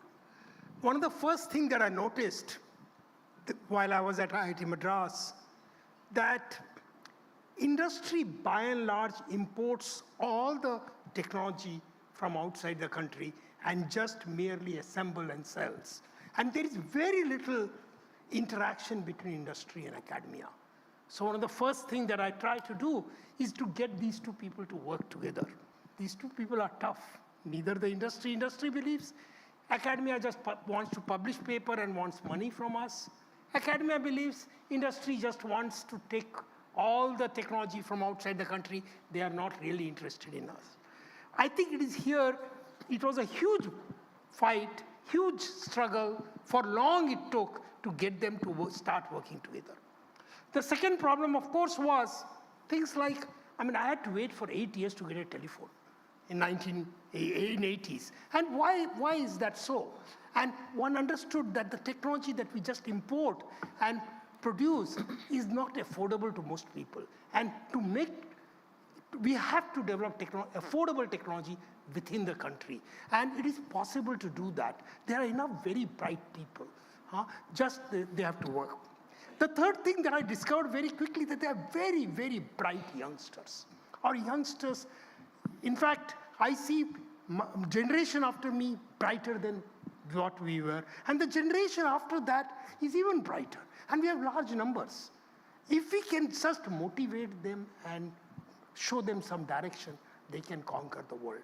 And that is what we have been trying to do with the startups, with trying to get industry and academia to work, to do innovations, and to take up impossible tasks. All the time, everybody will tell you it is impossible. I have heard of that 50 times. We never give up. We know that it is possible. It is possible because we in India are very good at it. And thank you, madam. You have been a big inspiration. Thank you, Hindu Business Line, for doing this. I'm very happy. Thank you. Right, moving on to the final category, which is the Flagship Changemaker of the Year Award. The award is given to a person or an organization that has brought about far-reaching change in society with significant impact felt in the last year or two. It's time now, ladies and gentlemen, to find out who the winner is. Integral Coach Factory ICF.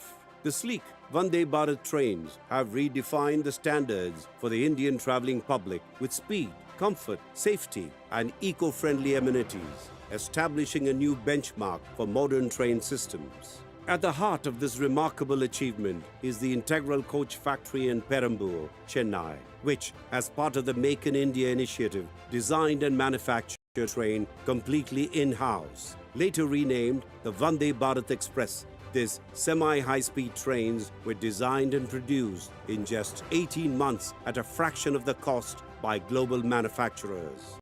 Groundbreaking project has not only enhanced the travel experience on short-haul routes, but has also sparked a shift in preferences, with more business travelers now choosing Vande Bharat over air travel on routes like Bengaluru-Chennai.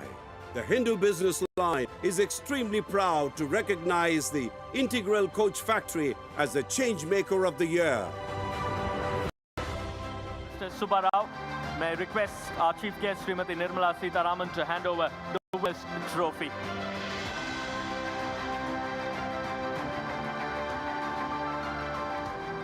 Good evening and thank you very much, ma'am, Business Line and the jury members. It's really a privilege, honor and a matter of prestige that on the behalf of all the people of ICF, Team ICF back in Chennai, I have this privilege of receiving this award. ICF, as everybody has stated here, started way back in 1955. We are 70 years old now, and we had the momentous occasion of producing the 75,000th coach, and ICF is the largest coach manufacturer in the world under one roof. But the change what we're talking about is the Vande Bharat. The seed started probably in 2014 when Honorable Prime Minister took over the reins of India with great vision for the whole country. And to take the vision forward, the Indian Railways had a mega event where leaders from all over the country assembled together in 2016 November and ideated on new innovative thoughts and came up with this train, which could be a quantum change from whatever trains we actually produced till that time, which were just incremental in nature. And within less than 2 years, by 2018 December, the train was produced due to the hard work, dedication of all the people of ICF, the designers, the people on the shop floor, the vendors, and the supply chain. And I'm proud to say that as I stand today, in fact, there was a challenge given to us once the train was produced on August 15th, 2021, when Prime Minister of India gave us a big target and a challenge that we should produce these trains much faster, and 75 of them were to be put on road. And I'm very, very proud to say that as I stand today, we have met this target. And in fact, on 16th and 17th of 15th and 16th of this month, 12 more trains are being introduced for the service of India. Now, Professor Jhunjhunwala was actually lamenting that technology is not being produced in India. Sir, I can assure you, the whole technology is completely Indian. And it is probably the very, very proud moment for all of us that we have produced such a beautiful train. And now we are in a position where we can handhold our other cousins in the railways, the modern coach factory and rail coach factory, and the BEML, to produce more and more of these trains. And I'm sure in a couple of years, or maybe 3 to 4 years from now, the whole traveling experience in India would have changed. And probably that's probably a change maker what we are talking about. Thank you very much once again, Business Line and ma'am. Okay then. We've witnessed some incredible stories of transformation. We've witnessed incredible stories of resilience and dedication. And it's been truly an honor to celebrate the change makers who are making a real difference in our society. Let us take a moment to extend our heartfelt congratulations to all the winners tonight. Your remarkable contributions in driving positive change inspire us all. And of course, a huge round of applause to all the nominees as well. Equally important to be a part of our society. All right, ladies and gentlemen, it's now time to hear from our esteemed chief guest, who's a change maker in her own right. Ma'am, may we please invite you to deliver your keynote address. Good evening, and thank you, the Hindu group, to have me here. Dr. Nirmala Lakshman, Sri Venugopalan, Editor Sri Raghuveer Srinivasan. Thanks to each one of you all for inviting me here today. Let me begin by congratulating and giving my word of appreciation for the wonderful work that each one of the awardees have been mentioned here for, and also for those who were nominees. It's not easy to reach this level, and I'm sure the awards will be yours for the next time. India has always seen a lot of quiet work happening in the ground. And that's not just now, it's been the case always. But of late, there is an increasing tendency to recognize it and to bring them to light And in that, what Hindu Business Line is doing now for the 6th year is a very big contribution towards recognizing true change makers. I appreciate the Hindu Business Line for this brilliant work because it involves so much of coordination at different levels, gather the information, have a very credible jury looking into it, and then also to get everybody around and to have the awards given in public. So this work, I think, brings to the fore the kind of dedication with which people don't wait for governments. They see change happening in the ground. They want to contribute. Each one of them have done such significant work in changing our society, particularly after COVID. We find that this drive in people to not only improve their lot, but to be able to improve the immediate neighborhood or to contribute significantly to fundamental changes in India has become distinct. And that is why India's recovery post-COVID has been all across the board. And every stream sees people wanting to do something towards the society. And that is where I dedicate post-COVID recovery to the people of India, because without them literally sitting up and then motivating themselves to come out and do something for themselves, their families, and to the society, India's recovery wouldn't be such significantly observed globally. And on this, of course, all of us finally can always say the government and the visionary leadership contributes in making it easy for the people, in making it in a facilitated manner for people to contribute and also recover from once-in-a-century pandemic. In this, I think the 4 words we in the government use, I've heard at least 2 of them being repeatedly said here. We speak about reform, we speak about perform, we speak about transform. And recently, Prime Minister also added inform to it.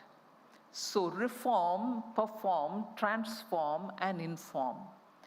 Honorable Prime Minister's 4 words which have been repeatedly said applies to the people of India. You are the ones who are performing. You are the ones who are transforming. And no wonder today the Changemaker Award sees people at various different parts of the country, in various different parts of the country, and taking up those catalytic activities which have an impact on the society, be it science, be it social work, be it working with children for giving them better access to education.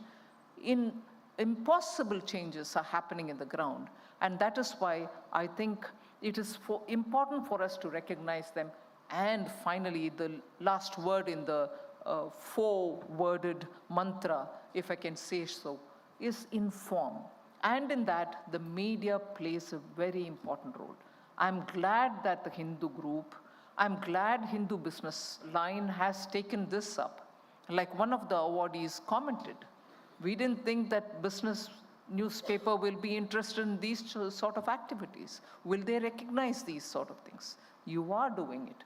And therefore, informing the people of India about the transformational changes which are happening through individuals or small groups of people who believe in what they want India to be seen as, are contributing in the ground.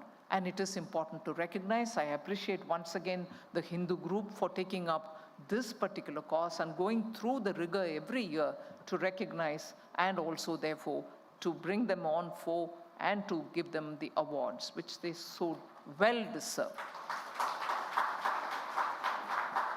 So one can always talk much more on these kinds of topics, but those of whom are working in the ground, not just talking, but changing, bringing that transformational change, are to be recognized, and that's what you've done. Once again, my word of appreciation to the Hindu group and the Hindu Business Line.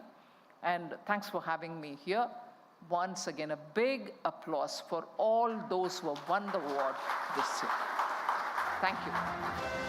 To be fair, ladies and gentlemen, I guess every moment has been very, very special this particular evening. But we just go one step further for a very special moment. It is the launch of the Hindu Business Line Changemaker tabloid that is up next on the agenda. This special issue chronicles the journey, transformation, and hard work of all the remarkable change makers that we have honored tonight. I now invite the following dignitaries